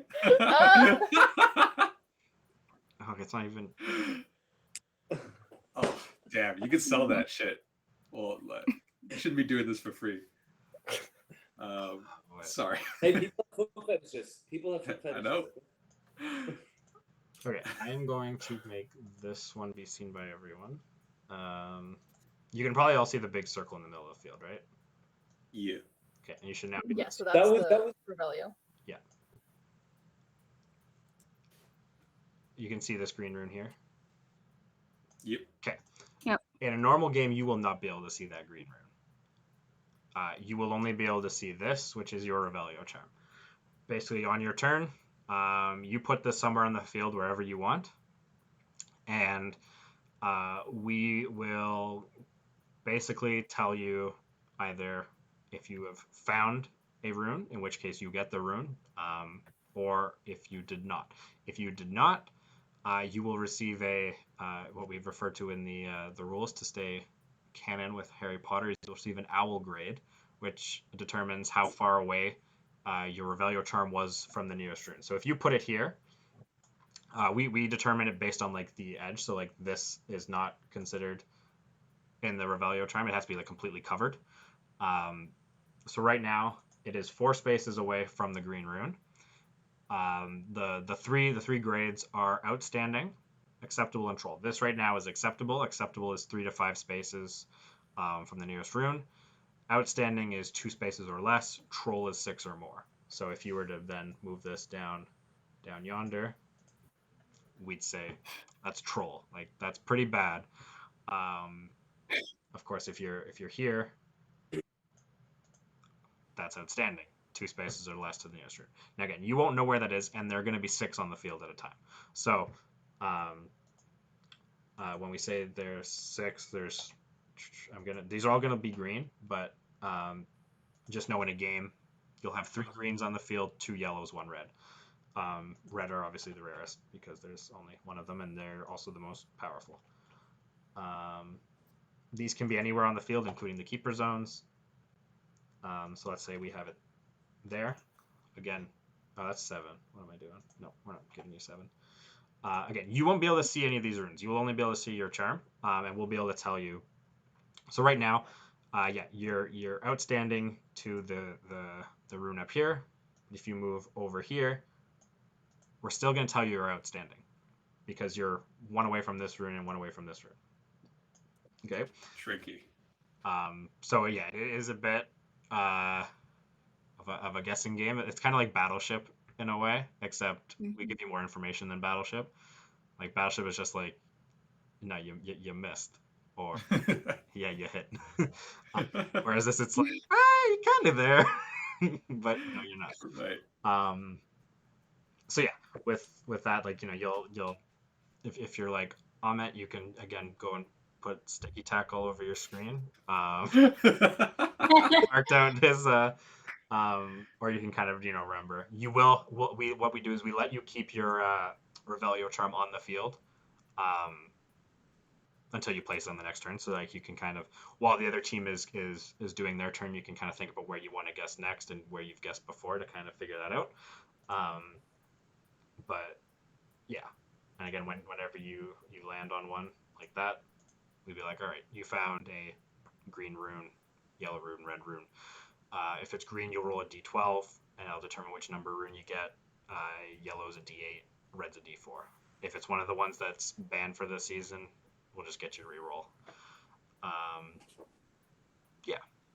Does that make sense? It does. Does it happen? Do you cast a Revelio at the start of your turn or at the end of your turn? End. Okay. Was it the end? I think it was always at the end. But it doesn't make a difference, does it? Oh no, it We didn't does. specify. I think some people did do it at the beginning, some people did at the end. It's just Oh. sometimes if you find it at the beginning, it's like you can take the effects right away, and it's like that might be helpful. Yeah, that's what I was wondering, if you could change But other runes. people are like, they forget it. And then it's like, by the way, did you do your Revelio? And they're like, oh shit, no. And then they go and do it. Okay, fair. But yeah, there's nothing in the rules that specifies when, so do it whenever you like, as long as it's before you roll for Seeker. Once you get to the Seeker stuff, everything else is kind of like dumb. Okay, all right, sounds good. Thank you very much for the demo. Yes, question. Are you allowed to boost the effects of the Seeker with the charm? I mean the runes? Yeah, some of them do.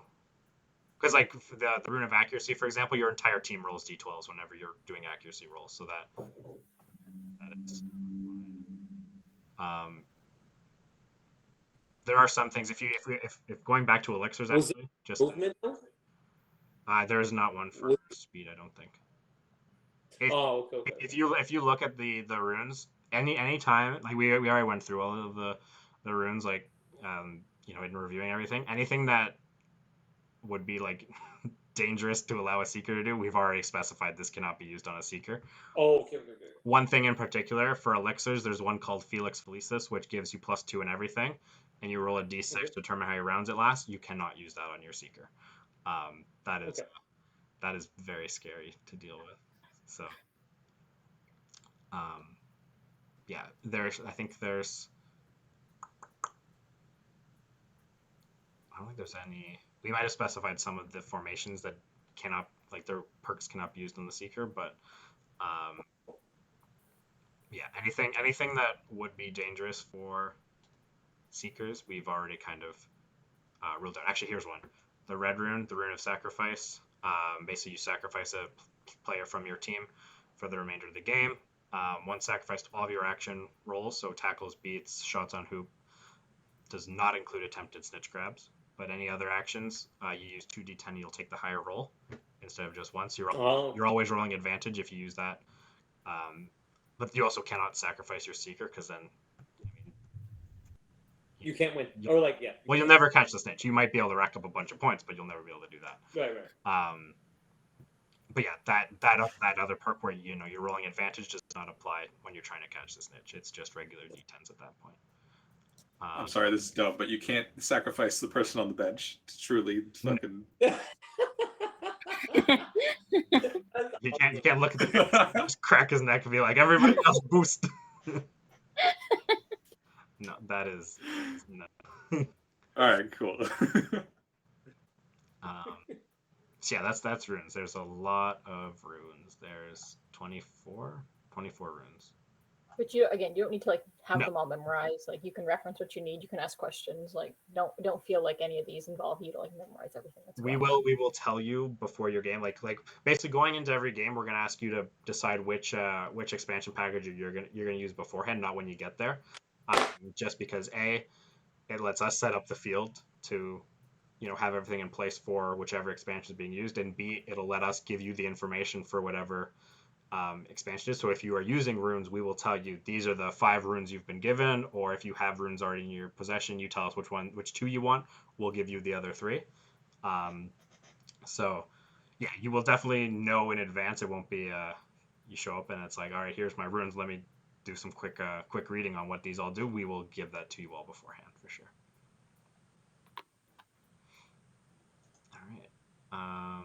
We have, I think, 4 more packages. Yes. Okay. Fire and Ice. This one is dragons. So it's separate from beasts. They got their own season. Basically, how this one works is, I'm gonna just kind of move these runes off of here. We have something called incubation points. Basically, every time you have your turn's movement, you'll roll your 3d6. We will take that number. So I just rolled the exact same as what I did before. Cool. So that's 12 incubation points. Basically, you're trying to hatch dragons.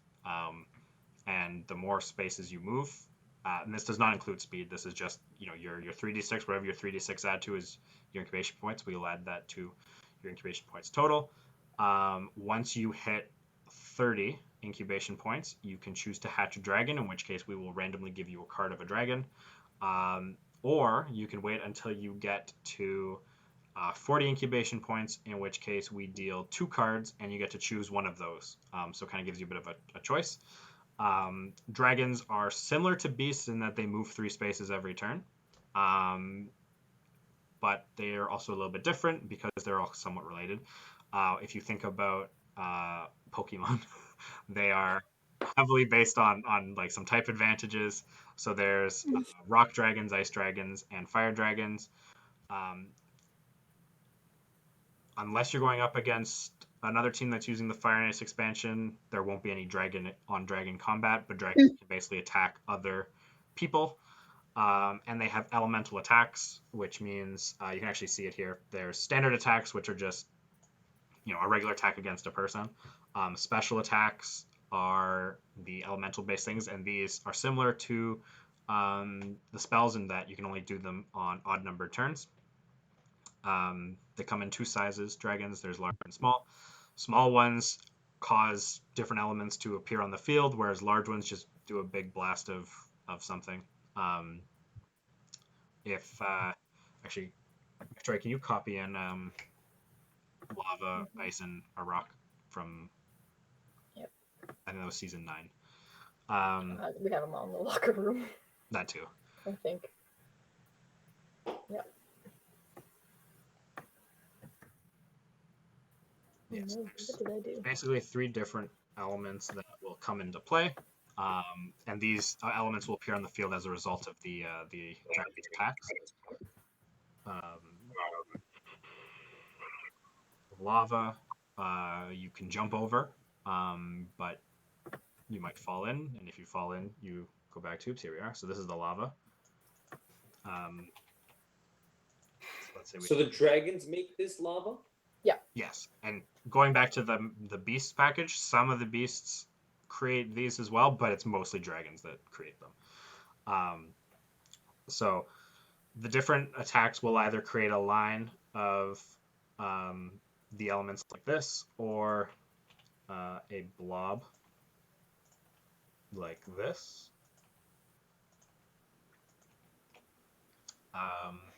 With the blob, you get to choose where on the field it goes, as long as it's not in either keeper zone.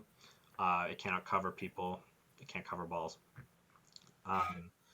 Whereas this line will shoot out kind of from the center of the dragon. To cross lava, you have to roll a d6, and you have to get higher than the number of spaces of lava you're trying to cross. So if Adrian is standing here, and he wants to get across to here, he needs to roll a 4, a 5, or a 6 on the d6 to get across. If he fails, he falls in the lava and goes back to hoops. If he succeeds, he can cross this in one space of movement. Question. So is the blob generated by the large dragon, and then the line generated by the baby? No. Or the small? There's technically 3 dragons of every type. 1 large, 2 small. The 2 small create these.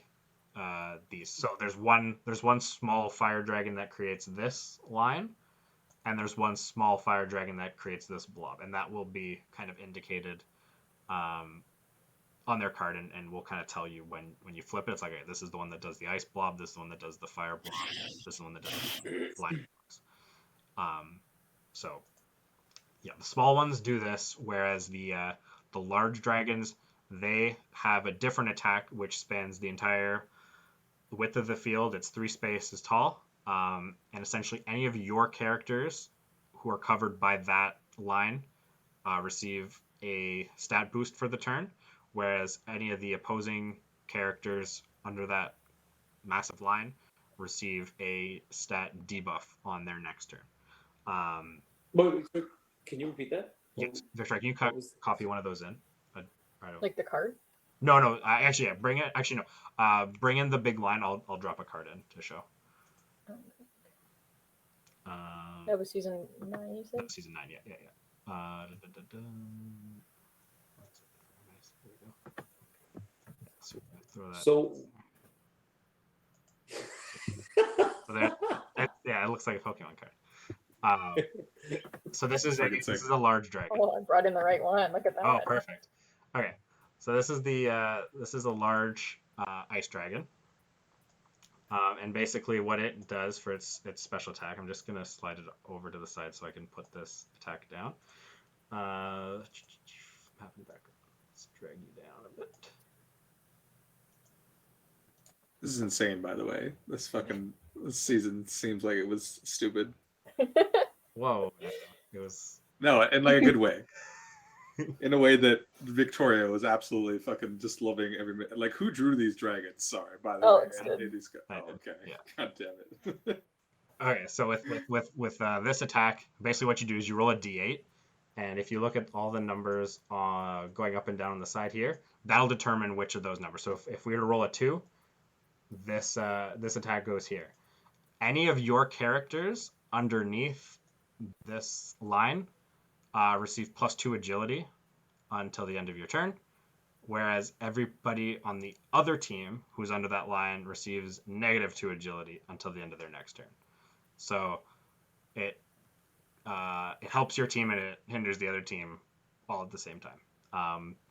That's the ice one. There's the fire dragon affects strength if people are underneath it, and the rock dragon affects accuracy if they're underneath it. Sorry, by underneath you mean like physically underneath, not like below that on the screen. Oh no, yeah, No. sorry, I mean underneath. So if like let's say it was a Okay, 4, just making sure. or okay, I see Creans has now moved. Yeah, so Creans right now. Yeah, let me put this to the back. Creans is covered by this. It's everybody inside those basically those three lines of spaces. Yeah, Gotcha. no, not underneath on the field. That would make a 1-4. I was gonna be like, holy shit. Yeah, okay. That makes sense. And it affects like both your players and the opponent's players. Okay. Question? yeah, so this ice isn't like the ice that's traditionally on the field, No. where like, you slide No. across. No, basically when you do this attack, this line will only stay here for a moment. I just drop it down, be like, look, this is everybody who's affected, and then I will slide this off to the side. So it's still in line with where it was. It's just because it gets really messy if it's just on there the whole time. Right. Okay. But it's not. You're not sliding on that. There's no lava there. There's no rocks there. It's just kind of saying it's just everybody in this area that. stats affected. Okay. Okay.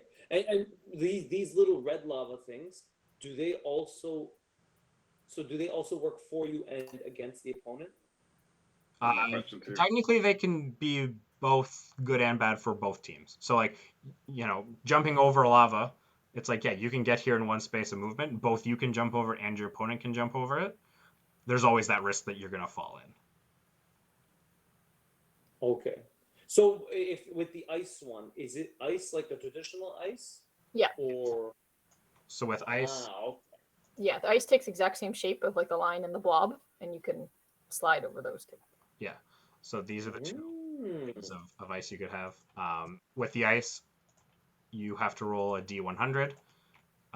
If you get a 1, you slip and you get concussed. If you don't roll a 1, you're free to go.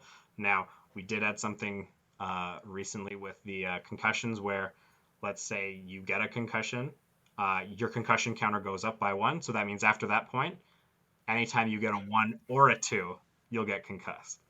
So the more concussions you get, the more susceptible you are to more concussions after that. But your chances of getting concussion are still like very low. Yeah. It goes from like 1% chance to 2%. So wait, when can you cast these dragon ice blobs or lava blobs? When you hatch a dragon. So yeah, when you have a dragon on the field, first off, yeah, you can do it then. But it has to again be on your odd numbered turns or odd numbered rounds. And large dragons, the special attacks, that big line of stat boosting fun, that you always do before your seeker roll. And that's reminded like kind of on the card here. For the small dragons attacks, so the ones that create these blobs of ice or lava or rocks, those come after your seeker. So you move your seeker, and then you can do that sort of thing. And do they stay permanently, or do they disappear? They will disappear at the end of your next turn. So basically, you do it at the end of your odd numbered turn, and it'll disappear after you're done your even numbered turn, and then on your next turn, you're creating another one. And all 3 of your dragons can perform an attack? No, sorry. At any time on the field, or at any time, you can have either 2 small dragons on the field or 1 large. That's why there's 2 slots here. Okay. So if you hatch a dragon, and you've already got a large dragon on the field, if you want to summon that new dragon, we get rid of the dragon you already had. And if let's say you are facing an opponent, or even yourself, does a fire dragon neutralize an ice dragon? Can you like melt the ice with the lava? So yeah. So if there's ice on the field, you can use lava to melt the ice. If there's rocks on the field, you can use ice to break the rocks. And if there's lava on the field, you can use rocks to get rid of the lava, but not like it doesn't work the other way around. So if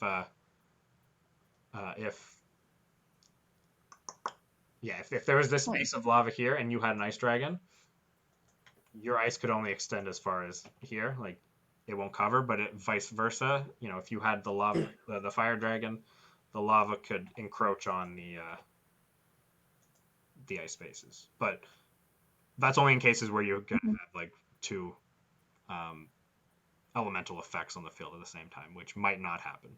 It might not. But no, so it doesn't neutralize it, but it can be played on top of it. Yes.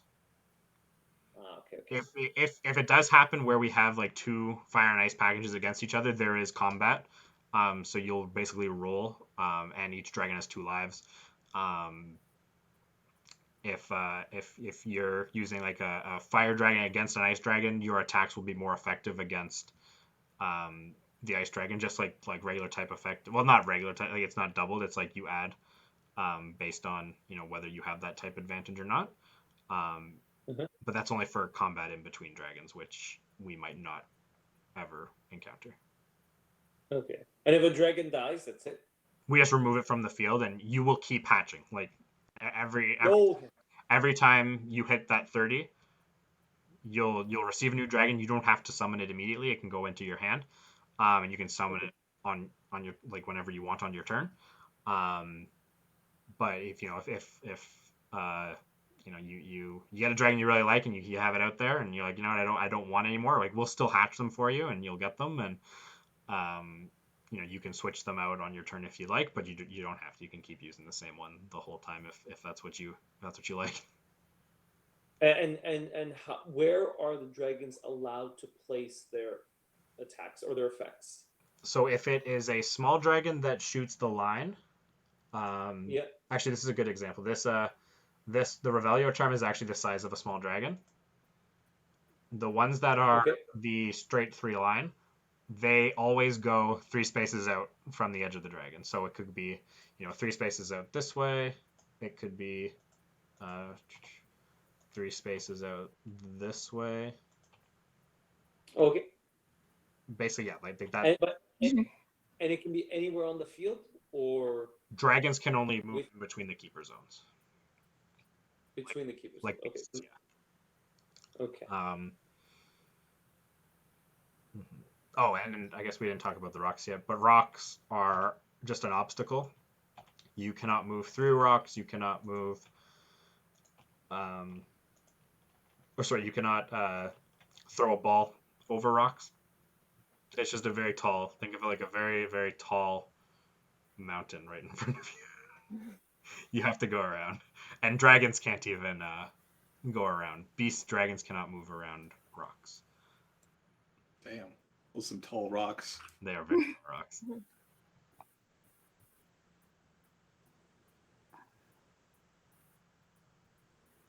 And can players go through dragons or no? Well, you can enter their sphere of influence, but it's like a beast in that it'll attack you. Yeah. Even if it's your own dragon. Your own dragon attacks you? Yes. Yeah, I mean, don't walk into its If sphere. you enter its sphere of influence, it will attack. Okay. No, it's not a guarantee it's going to kill you, but it's adding 2. You'll be adding agility. And you said that the dragon can only reside between the Keeper zone lines, yeah. between the keeper zones. Yeah. So, but can its attack go into the keeper zone? No, I don't believe. Like if my dragon was here, why is my? Yeah, we have to. It'd be the same rules as like with I think we said no. Okay, so if my dragon's here, right? with This is Beasts my too, Yahoo. we encountered that conversation because we didn't know if the troll could just throw rocks into the keeper zone, Yeah, no, I think we did. and we said no. So you can't send the attack into the keeper zone. No. I think the answer is no, but we'll No. double check what we had written. Okay.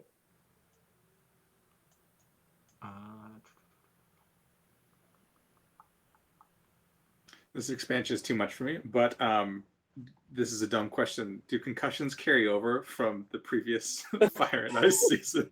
Oh, not for the It's previous fucking- season. Everybody's Damn it. concussion Okay. will be reset from 0. I want to just be fucking playing with Malfoy and find out he has like 10 concussions or Oh, something. no. No, it's not on character. It's on team. It's your whole team. It's per team? My whole team is concussed? What the Yeah. fuck? Your whole team is concussed, but your whole team is more susceptible because it hits close to home. You're like, oh shit, Draco got a concussion. Yeah, so if Oh, it's Draco the gets a emotional concussion, damage. Yeah. someone else can get the second concussion at 2%. Yeah. Wow. Okay. All right. Good to know. All right. No further questions, Your Honor. We added this, we added the concussion counter for Quidlympics, and there were several games, and I think one team got up to like what their concussion counter was at 8. 5. Was it 8? I thought we got up to Okay. 8, but I I could. thought it was at least like 5 for sure, but Yeah, so that's basically like 1 in 20 shot of you getting a concussion, which is really good stuff. It's like you're on a I football don't team. remember. concussion counter, though. Sorry, go ahead. This was in the second Quid, Oh, okay. the Winter Quidlympics where we added ice. Ah, okay. Good stuff, yeah. All right. Did you guys do anything for FIFA or no? no, like we didn't really plan to align it with the Olympics. It just happened to align a little bit. It's not like we went out of our way to be like, oh, FIFA's coming up, let's do something. Like it was just events Okay. we wanted to do, and we just happened to align it. One other thing with lava, if you fall in, the space that you were in before you jumped also becomes covered in lava. and that won't disappear. So it makes the lava bigger. And we have 2 things here, Lakitus. You get 2 Lakitus for the game if you have this expansion package. Basically, if you fall into lava, you can be like, no, I'd like Lakitu to come get me out. If you're familiar with Lakitu from the Super Mario. You know, in Mario Kart, when you drive off the field and he like Yeah, he's got pulls the you back he's got up. the little fishing rod. You gotta be kidding me. Lakitu is here to save you from lava too. But only twice. After that, he's like, you're on your own. Stop jumping into lava, please. So you can you use said them at your convenience. Twice. Yes. Yes. You said if you fall into lava, it increases, like it splashes over to the next square, Yeah. or like To the square you were on, yeah. So if Adrian tries to jump across to here, and he Yeah. rolls a 1 or a 2, that's not enough to cross there, so he falls back, and the space he was in gets covered in lava. And unlike these spaces, which will disappear at the end of your next turn, because that's when they would disappear, this one does not. This one is a permanent fixture on the landscape. Okay. so same thing with the ice. No, the ice. No, Or no? Oh, okay. You just get concussed, and we that's punishment enough. get a hearty chuckle. Oh yeah, with the concussions, when you get concussed, it's not like a regular falling off your broom. You fall off your broom, and that character cannot move on their next turn. They got to recover. Like they Okay. they're kind of stuck at the hoops for a turn, but that's doesn't happen. You might get lucky and concuss at the end of your turn or something. Exactly. And recovery is what? Oh no, Is it they like don't get to move at the end of their next turn. Oh yeah, the next turn, yeah. Because either way, if they fell, recovery is just you don't move them. You don't have to roll for anything. It's just You don't have to roll for recovery. Okay. they just kind of sit there and think about. But if you concuss at the end of your turn, you don't lose out on 2 turns. Whereas if you concuss at the beginning of your turn, it's like, well, that whole turn plus your next turn. Exactly. All right. Moving on. We're almost done here. Any more questions about Fire and Ice? No. Okay. Cool. Speaking of lava, Mhm. you can do that package next. What package? No. The lava one? Is there not a lava package? No, that was a lava package. No. Okay, sorry, I was thinking. We don't have of- one specifically for the field as lava. Sorry, I was thinking specifically for field lava. Never mind. No. The next one. Wait, I have a totally unrelated question. Okay. Any chance that Harry is with child now? No. They're getting cats. Okay.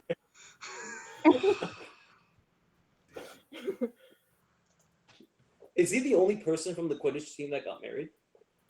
Or did anyone else get married? Yes, but there are several people who are engaged now. Oh, okay. Very cool. Mhm. All right, buddy bonuses. This one is a bit weird in the sense that you will swap 2 of your players on your team. Basically, yeah, ignore what it says on here for the time being. Basically, what we did in buddy bonuses was we created a bunch of pairs of characters that canonically made sense being together, and we gave them different perks. There's a bunch of different ones. Think about, Lily and James Potter, Igor Karkaroff and Victor Crumb, Crab and Goyle. Luna and Xenophilius Lovegood. Basically, each one of them has a kind of unique bonus that they can use, assuming they're both in the field at the same time. What we will do if you have this package before the game, we will give you 3 random buddy bonus pairs to choose from. You pick one. You get to also pick 2 characters on your team who we will swap out for the 2 characters from that buddy bonus, and you'll be able to use that buddy bonus in the game you're playing with. So if you choose Crab and Goyle, let's say you have Dolohov and Credence on your team, you're like, I'm going to swap out Crab and Goyle for Dolohov and Credence.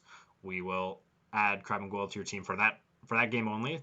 And the stats of the characters you swapped out will go to Crab and Goyle. So Dolohov here has neutral stats. Crab will have neutral stats. Credence has also neutral stats. Okay. Let's say it's Draco. Draco has 1 agility and 1 speed. If you swap Draco out, Crab will have +1 agility, and +1 speed. So you're not actually going to lose any of the stats you have. It'll be all the same character stats to begin with. It'll just be like a different name on those two people for that game only. So yeah, there's a bunch of different bonuses. I suggest you kind of look into what those are. We will again tell you the 3 in advance, so you can kind of make an informed decision on who you want to swap in or swap out. The additional piece of that is class bonuses, which you see here. Class bonuses in this in Legends of the League will be all of the characters in the field. So basically what we did in that season was every single character had 1 or 2 classes assigned to them based on who they were. So the Spectacled Slytherin Girl was Slytherin class. Winky the House Elf was non-human. Bloody Baron was Ghost class. Basically, depending on how many people on your team you had of each class, you got some kind of boost. So there was, a first level type of boost if you had 3 characters of the same class, and there was a boost if you had 5 characters of the same class. And the 5 was a bit more of a heftier boost than the first one. So, as an example, with Ravenclaw, if you had 3 Ravenclaws on your team, your entire team gets +1 accuracy, I believe. If you had 5 Ravenclaws on your team, your entire team gets +2 accuracy. And this was all people on the field, not the ones on the bench. So that was when the substitutions kind of came into play. For Legends of the League, it will be everybody on the field. So your characters plus the opposing characters, whatever classes are present, you'll be able to use those advantages. Yeah. Wait. Sorry. Yeah. So if let's say your opponent has 4 Slytherin on the field and you have 1, then they get the 5 bonus. Yeah. Active. Yeah. For them. So if you say like, oh, you know what, I don't want them to get the bonus. No. You take out bench. Oh. Are you the one with the buddy bonus expansion, or are they the one with the? No. If they're the one with the buddy bonus expansion, and you say like, I want to hinder them, can you hinder them by taking your Slytherin player and putting them on the bench? Yeah, you could swap. You can start off the game with that one person on the bench, or if you get 5 rounds in, you're like, I don't like what they're doing with the Slytherin bonus. You swap out one of your Slytherin characters, and now they're down to the 3. The 3. Okay. They go down to the 3. Yeah. If you were the 3rd, then it'd be no effect. Yeah, correct. Okay. But yeah, there's a bunch of different effects here. Some of them are like if you roll a straight, you can do something. If you roll 2 1s in your 3d6, you get to. We did this one yesterday. If you roll if you roll 2 1s in your 3d6, you can roll an extra d6 for movement, so it lets you go a bit further. So there's a bunch of different class bonuses there. Again, they will all be active based on everybody on the field. So, yeah, that is what buddy bonuses entails. Any questions? I kind of missed the stuff you're talking about. Like, so in the beginning, you were talking about how there's like people who have like good compliments, or like they're like tag team partners. Yeah. So what bonuses do they get? They get additional Each bonus. one has a special. It's unique to each pair. So, as an example, with Igor and Victor, their bonus is every time your Seeker rolls a 1 or a 2 for movement, you can give strength, agility, or accuracy to either Victor or Igor. So that is a specific bonus to them. Whereas there's one like the other one we've. And do they have to be present on the field at the same time to receive this bonus? Yes. They need to be on the field, and I think in most cases neither of them can be the Seeker. But yeah, they do both have to be on the field. If you swap one out, then you lose that buddy bonus. But assuming they're both there, you're good. So yeah, each buddy bonus is completely unique. So there's, I want to say 14 of those, or maybe 15, but Yeah, there's a hefty number of them. and each one is, pretty good. And again, you're getting dealt 3 of them, so you can kind of pick and be like, what makes sense, what kind of goes with my play style. So it gives you some options there for sure. Okay. All right. Any more buddy bonus questions? Nope. All right, 2 more. The next one is very simple, very easy to understand. Cool beans. So with this one,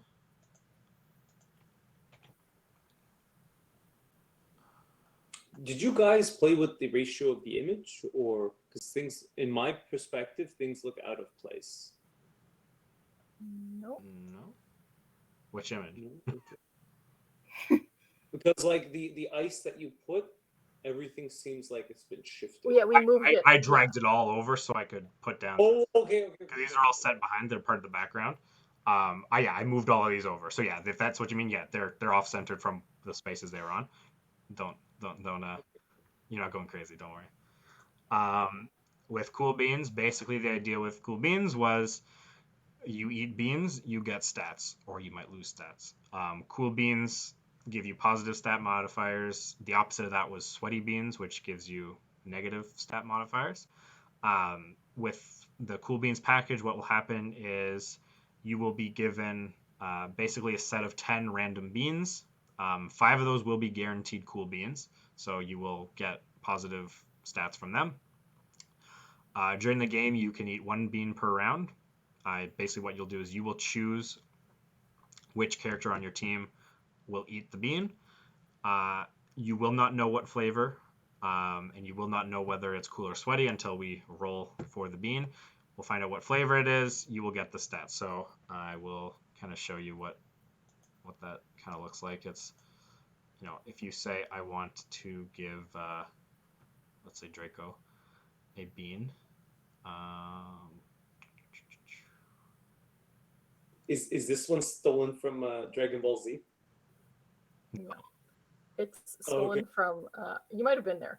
That one. Actually, I don't know if you played Quidditch here.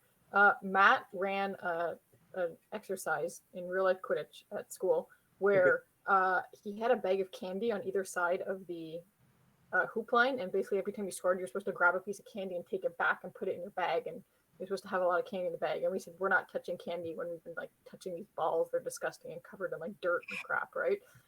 It was inspired by that exercise. Absolute legendary activity.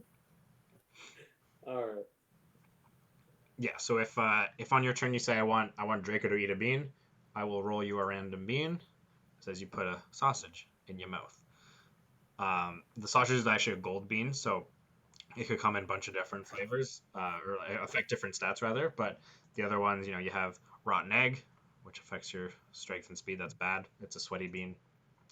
Marshmallow is a cool bean. Bacon's a cool bean. Lemon, cool. Orange, cool. Bacon, still cool. Orange. So stuff of that nature. Liver's not. You will not know what the bean is before you've eaten it. We will let you know kind of beforehand.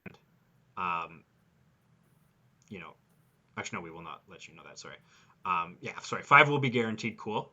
For the other 5, it's random. I will add that the rolls are weighted in favor of cool beans, so it's not like, oh, I get this bean package. It's like I get 5 cool beans and 5 sweaties. It is weighted in favor of cool beans. So, I mean, just looking at that the things I just rolled there, you can tell only 2 sweaty beans out of 1, 2, 3, 4, 5, 6, 7, 8, 9. Let's do a perfect 10 and see. There you go. So that was only 20% sweaty, which is actually below what we'd set it to, but for the sample size. During the game, you can eat 1 each round. Each character can only consume a maximum of 2, so you can't just be like, I'm going to shove Draco full of beans. Draco can eat 2, and then he's done for the game. And the modifiers from your beans do not carry over between games. So it's Wait, so the whole game, they maintain their stats. yes, yeah. It doesn't. Oh, that's It doesn't. It doesn't disappear. So it's like festive formations, in which the stats you get from the formations last for the entire Yeah. game. But with beans, it's like it's easy. It's like I want to eat a Instant, bean this yeah. turn, and you just get that for the rest of the game. So when before the game starts, you roll for the beans, and then you can choose specifically which character gets which bonus. No. Each Or it's round at the time. at the time of consumption is when we find out what bean it was. Oh, so it's like in every flavored jelly bean Yeah, from exactly. the movie. Yeah. Okay. Yep. Okay. That's pretty cool. I like that. So yeah, that's cool beans. Not overly complicated. This is probably the easiest package. I like this pack. Yeah. You get 10 beans. You don't have to worry about anything else. Don't think about it. So if you, sorry. No, I didn't go mean ahead. to interrupt. So if let's say, is the reason for having the chance to eat 2 beans to counter the effects of a negative bean? Was that like the intent? So like if you Somewhat, eat but also we don't want you feeding all of your beans to one person to try to juice them up. Have one like juicy. Right. one, Okay. yeah. Okay. And it's also like with the beans that you'll get, it's like, the odds of you getting, let's say your first one was a sweaty bean, the odds of you getting the exact bean that's going to counter that for the second one is kind of low. So it's it's really more to be like, we don't want people feeding their seeker every single bean and then having +5 speed and +5 accuracy, because that's kind of filthy. Yeah. Yes, another question. And how many beans can you give? Like, so your round starts. Is it only one per turn? You can give 1 bean, Yes. or is it okay? So round 1, you give. So like everyone. By the end of Pardon? round 10, if you've eaten one every round, you will have used up all your beans. Then all your players will have. You'll be at the stat you'll have for the rest of the game. Yeah. Okay. Oh, do we get to know the secret bean weighting, or is that part of the Heinz locked up formula? No, we've announced it before. It's 55% cool, 45% sweaty. But in our experience, I mean, at least like right here, you see that's like 20. Why it's taken like us a full season, and we've looked at like the numbers. Like that season, we had like the coolest team award and the sweatiest team award, and we looked at the numbers.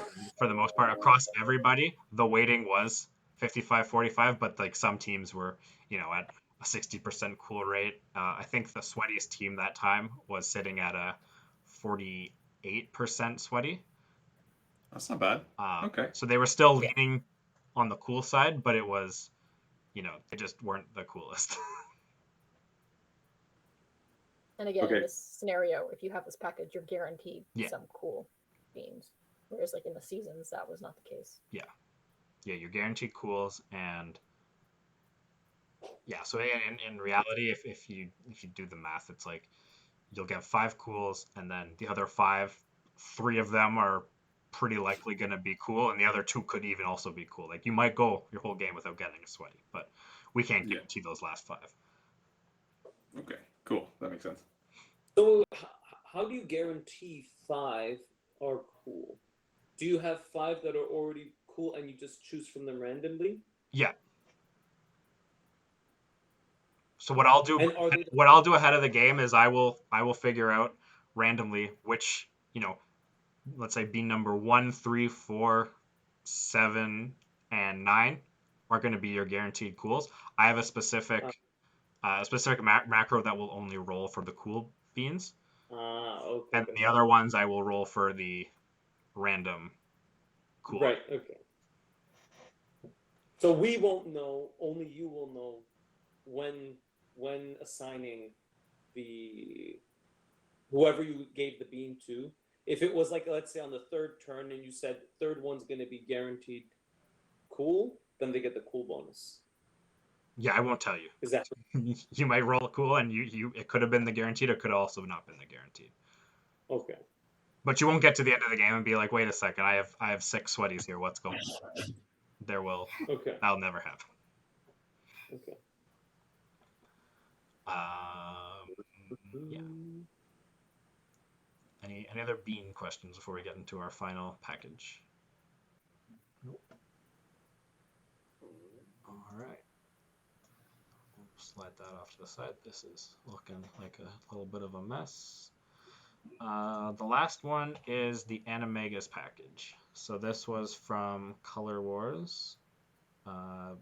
Brendan played this one, so he's familiar with the concept. I know one.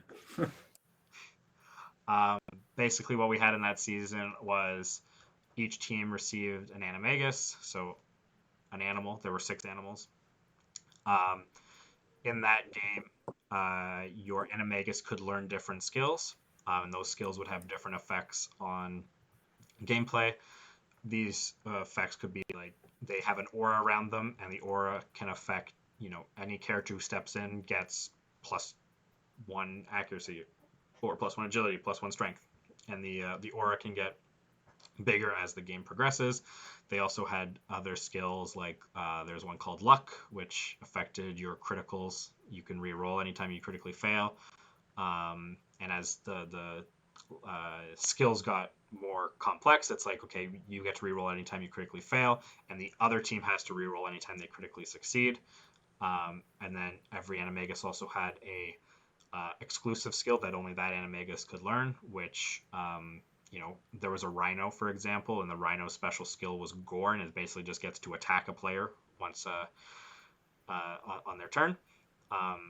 So every Animagus had a bunch of skills, and in that season, what would happen is every 5 rounds you'd gain a new skill. But for Legends of the League, what we're doing is right off the bat, the Animagus you get will have all of its highest level skills. You don't have to learn; you just get your level 3, both level 3 skills and the exclusive skill. The Animagus will be randomly chosen. We'll give you 2 to choose from, and you'll be like, all right, I'd like the Dragonfly. The 6 were Dragonfly, Orangutan, Snowy Owl, Cobra, Orca, and did I say Rhino? I said Rhino earlier, but I don't think I said that in the 6. Yeah, I don't think so. Again, there's a lot of different kind of skills that go on with these. Every single one has some kind of aura that affects stats, and then there's a few other skills in there. So we will give you the choice between 2 of the Animagus. We encourage you to kind of look at what those Animagus skills are before you kind of decide which one you want. But know that whichever one you pick, you will get the level 3 skills plus the exclusive skill for those. Question. So when you, like, for example, the Revelio or whatever you want, what do we call this one? The for the rune page. I mean the runes. So if your character passes into the radius of effect and then pops out of it, do they get to like maintain that bonus until the end of the turn, or No. is that how it works? It's only while they're standing inside that aura. And how big does the aura get to? It depends. Well, actually, it doesn't depend because you're getting the max level one. I believe it is 3. 3 away. Hold on. Let me double check that. So 6 across in total, or 7. 7 because you count the middle space as the space. 7, the middle, right? And the Animagus again is similar to the dragons and the beasts in that it can move 3 spaces per turn across the field.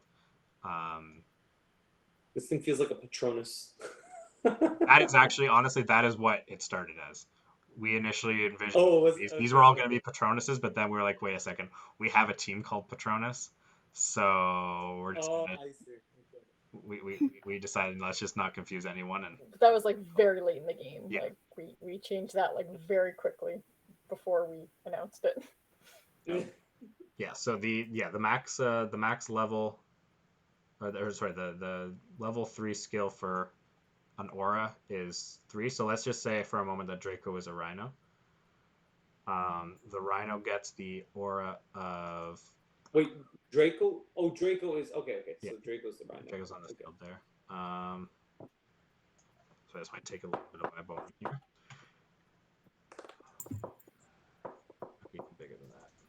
Yeah, it's a pretty hefty sphere for that.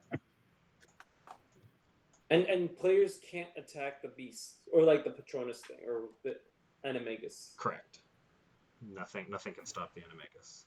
They're ethereal. They're just kind of floating them. Yeah. So yeah, if you look at Draco there, that entire green area, because he's a rhino, every character who stands in that space will receive +2 strength. Okay. While they're in that sphere. If he was the snowy owl or the cobra, that is accuracy, and if he was the orangutan or the dragonfly, that would be agility. And every turn they can move 3 squares? Yeah. 3 spaces? Yeah. And does the radius of effect carry over into the opponent's side of the field or yours? Like the goal, the keep, what do you call it? The keeper zones? Keeper zone, yes. Yes. The Animagus are different from the beast in that they can enter the keeper zones. This one's actually a pretty simple package as well. I like this one. Yeah. The other skills, just to kind of give you an idea, luck was the one that affects criticals. Second skin is for the dragonfly and the cobra. Basically once per turn. Since you're getting like max level, you can reroll up to 3 of your 3d6. So if you get a really stinky roll, you're like, I want to reroll all of these, you can. If you get like a 6, a 5, and a 1, you can be like, I just want to reroll the 1. So you get to reroll them once. Wait, which one is this one for? Sorry. That would be the dragonfly learns it and the cobra learns it. So they don't actually have an area of effect. No, they do. Every Animagus has a sphere, an aura. So then where does the rerolling come from? So basically they all have 3 skills. One skill for every Animagus will be this sphere. Every Animagus either has strength, agility, or accuracy, depending on which one. The second one is like a skill that it shares with another Animagus. So luck, the snowy owl and the orca learn it. Second skin, dragonfly and cobra learn it, and hustle is a rhino and orangutan. So they all learn that, and then the third skill is exclusive to each one. Wow. Okay. Just to give you an idea on hustle, the third level of that one, once you've moved all 3 of you, like using your 3d6, you can move 1 additional character who didn't use that, not including keeper, not including seeker, 4 spaces for free. So you're basically moving 4 people every turn. But that person who's moved the 4, they can't like do beats or passes or anything. Like it's just a straight, I can move 4 at the end of my turn and that's it. The exclusive skills that are only learned by each Animagus, that's not shared. There's echolocation, which lets you move the Animagus directly adjacent to any ball in the field instead of moving 3 spaces if you wish. Infestation allows you to basically choose one of your own hoops secretly that kind of gets infested with bugs and makes it harder to shoot at. Gore is the rhino that lets you attack someone. Cannot be used on consecutive turns, so it's every other turn you can actually use that to attack. Special delivery is what the snowy owl learns, which actually allows you to pass a ball to the snowy owl, which you can't normally pass balls or like the So an extra player. It's an extra player, except if you can. It can be only used as a relay. Yes, exactly. He can't finish the turn holding the ball. It's like I can pass to the Animagus, and then he has to be able to deliver it to someone. Is it 6 spaces away again, or is it within the range? You can pass to the Animagus with the regular passing distance, but to deliver it, they have to be within 2 spaces. So it's not 6. It's a much shorter space. It's kind of like I throw the ball and then he's got to like drop it on someone type of deal. Okay. Intimidation is what the Cobra has. You basically get to choose a chaser or beat on the other team, and they on the next turn have to use their highest roll on that character. You cannot use this one on consecutive turns.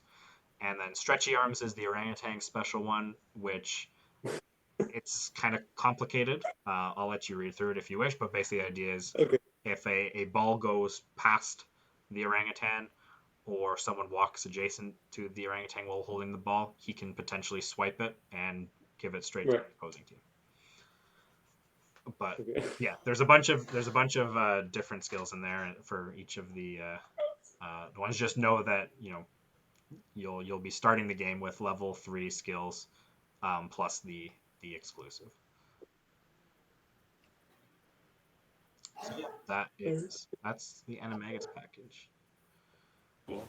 Is there any? There's no color or anything like that. No, we took out all the colored lens and everything. Yeah, it's probably a good idea. That'd be a lot. So yeah, that is all of the packages. There is... Wait, sorry, what are these colors that he was mentioning? During that season, it was called Color Wars. This was part of it with the Animagus, but the other part was every time you passed the ball, the spaces that the ball went over were covered in your team's color, and the other team could not walk through those colors. So it's kind of like if you think about like Snake. Yeah. The game's or in Tron where they got the light cycles and they got the line coming up behind. You can't cross through there. Reference. Right. That was kind of that like that's where we got the name Color Wars from.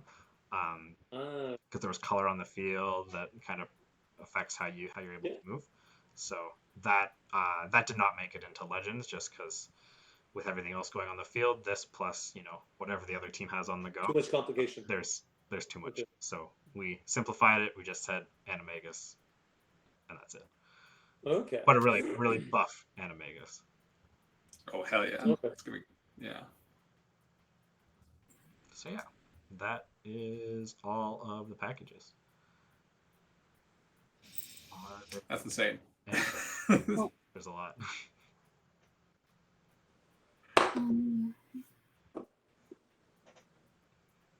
Who made all the fucking me's for the buddy bonus pictures? That's what I want to know. What was it? I think I went into. I think you can do it on my Nintendo account, and you can only make so many. So I made a bunch of them, and then you can't make any more. So fine, I'll take screenshots of all of them, delete them, and I'll make a bunch more. That's insane. But awesome. But yeah, that took a while to do. Mm-hmm. In terms of the auction, again, you'll be walking away from the auction with 4 packages. So think about which ones you want. There is the live auction, which will take place as part of the draft. There will also be the silent auction because we know that not everyone will be able to make it to the draft. So we're not sure entirely how many. We also don't know the date of the draft yet, but depending on how many teams are there, we will auction off X amount in the live auction and leave X amount for the silent auction. We will send out a form where you can kind of put down, I want to put this many galleons towards this package, blah blah blah, and then we will kind of go through and crunch the numbers and basically allocate based on highest bids, how many packages you need to have. So at the end of the day, everybody will walk away from the auction with 4 packages, and that's what you'll have to go to play through the rest of the games with. Yes. Sorry. So this auction thing, how is it? If there's how much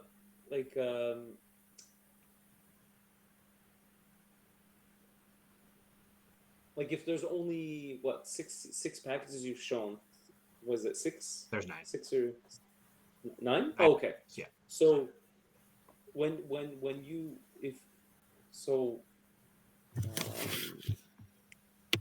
You're gonna know where this is going. There are multiple copies of each package.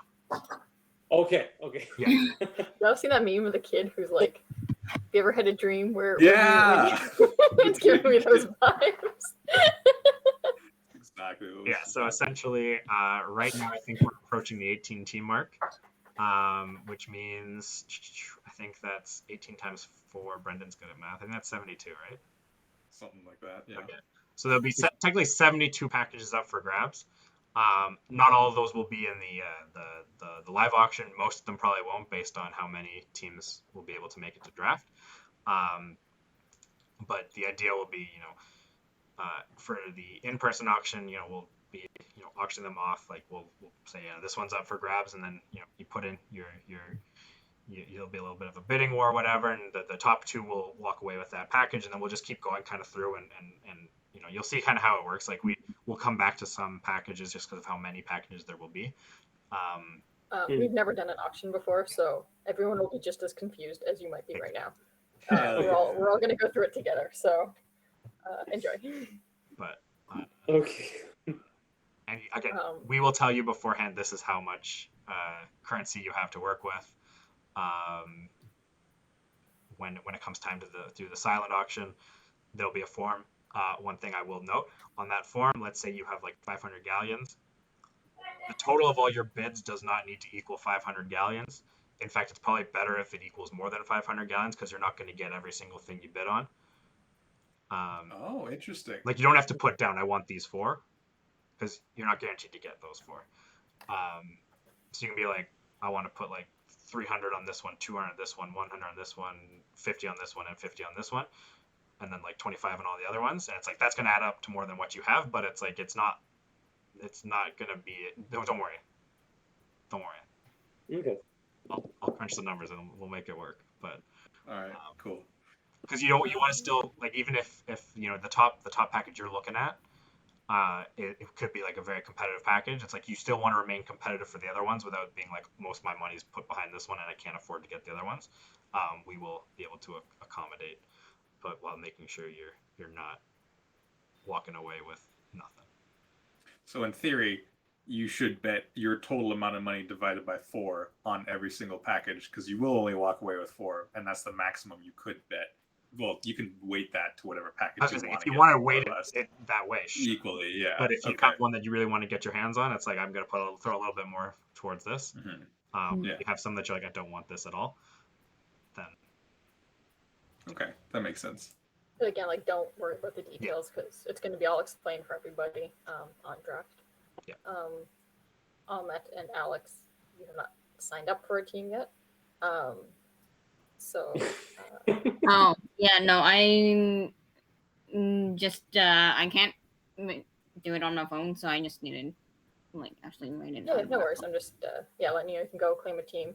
Yeah. If you have a person you want to play with, they are free to join. Mhm. You can go solo.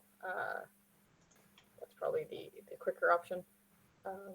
Sign up is at the end of the week. Or the deadline to sign up is at the end of the week. Same with this. And then do the doodle poll so we know when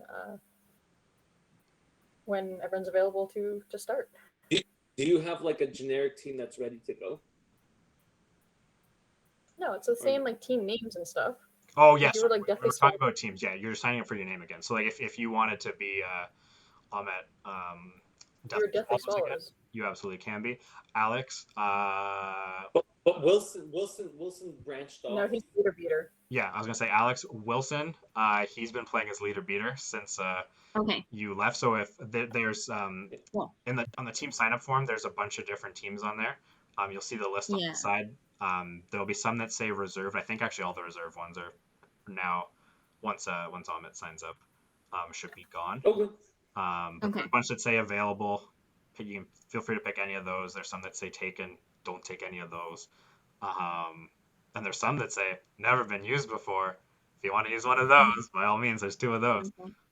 But yeah, feel free. Like, just vibe check whatever you feel like. Yeah, you don't have to do this like right now. I'm just like letting you know. Yeah. Oh, Sorry. yeah.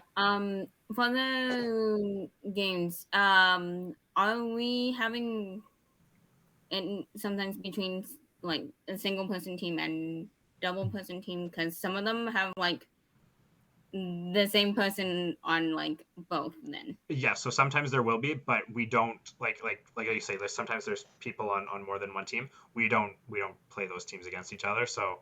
Okay. For example, I didn't even. Darren's on 2 teams. We never put Darren's 2 teams against each other. Unless we absolutely have to. There has been a couple times where Darren's two teams have had to play each other. I think Valerie's two teams had to play each That's other. always once. in the playoffs. If it's in the playoffs where the brackets just happen to be where it's like, all right, Okay. we've been trying to avoid That's this, cool. but yeah, no. Yeah, just not too much of a concern. Did you guys ever watch that short animation of like the old man playing chess against himself? Is that like a Pixar animation? Yeah, it was a Pixar animation. It was. I feel like I've seen that. Yeah, check it out if you're interested. It's on Disney Plus. It's awesome. So. That's hilarious, though. I did not know that was a thing that you could play against yourself. What we have is like basically, we would have Darren kind of be like a neutral advisor to both teams and let his partners kind of take the lead. So that way he's not like actively harming his like teammate on the other side kind of thing. Okay. But again, we've managed to get by these 2.5 years only having to do that like twice at most. I think we've done it twice. One time Darren was there, and I think the other time, I think it was Paige's two teams, and Paige wasn't there, so we didn't. Yeah, have to and worry. we purposely scheduled it like that, going, "Oh, good, these two teams can face knowing that Paige Paige is can't there." play this day. All right, we'll set their two teams up against each other. Everyone's super chill about it because they know like this is we're doing our best to avoid that. Sometimes it cannot be helped, but with 18 teams hopefully in the fold for Legends, hopefully it shouldn't happen. Yeah, it should take because again you're doing three prelim games. Usually we say you'll play once a week. Since we have 18 teams, it's pretty likely you'll play once a week, but there'll be like a week in there that you might not play at all because 18 teams, 2 teams in a game. It's like that's 9 games total to get through all 18 teams, and it's with the way schedules work, we're probably hitting 5 maybe 6 games a week, so it could take a while to get through. So you might go a week or so without playing.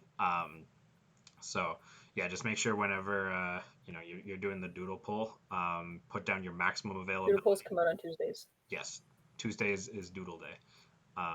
Put your maximum availability down, knowing that I will only schedule for one game in there.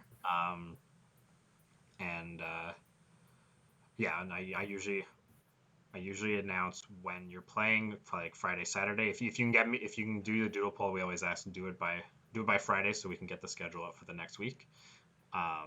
That's perfect. And yeah, if something comes up and you need to switch the time of your game, let us know as soon as possible. Just so we can go back and be like, all right, who can we juggle around to make that work? But since there's so many teams, it might take us a while to get through prelims before we get to playoffs. So we're looking at, probably the entire month of February is going to be prelims, which might even dip into March, and then we'll be doing playoffs, which will probably take the rest of March, depending on how easy it is to schedule everything. But yeah, we're in no rush to finish. There's nothing coming up that's pressing. Like last season, we kind of had to be like, well, let's get this done so everything's wrapped up before the holidays. But right now, it's just enjoy the moment. Yeah, savor Okay. it before it ends. Yeah. Wow, savor the moment. All right. Question. Yes, question. Can you link that doodle poll thing to the chat? Because I'm using right now. I'm using Yeah, it's in my Discord. iPad. You go to the schedule channel. It's the pinned message in the schedule channel. Yeah, the doodle poll. Okay. And then what did you sent the link as well, Brendan? Oh, I sent the video, the Jerry's game. I found it and I sent it for reference. Jerry's video? The chess. Yeah, the Pixar short. Yeah. Yeah, it's just reference. I tried clicking on it, but it I don't know. It's now my iPad is doing something really weird. So Oh, fair. there's like this fun noise. I don't know, but yeah, okay. Oh, okay, fair. For the Yeah, sorry. for the doodle poll No. sign up link, I'll send that to you as well directly on Discord. It is in the schedule channel. I'm going to be not chasing people, but reminding people who haven't done it yet. Probably tomorrow, because we're missing a bunch of dual responses. So yeah, just get that for Ahmed and Alex. Once you've kind of gone into that sign up form and and picked your team name, we will get you added back into your team channel on Discord. Because Alex, you actually weren't here for that, but when in Discord, once you've picked your team, we will add you to a team channel where only you will have access, plus Victoria and I. So that'll be where I say, here are the elixirs you have. So that'll be secret that nobody else knows what elixirs you have. If you have one of these packages that gives you a couple random things and you get to pick one of them, it'll all be Yeah, that's basically all the communication is going to be on Discord, usually in your channel. Okay. Anything else you'll get tagged in. Anything that's pressing.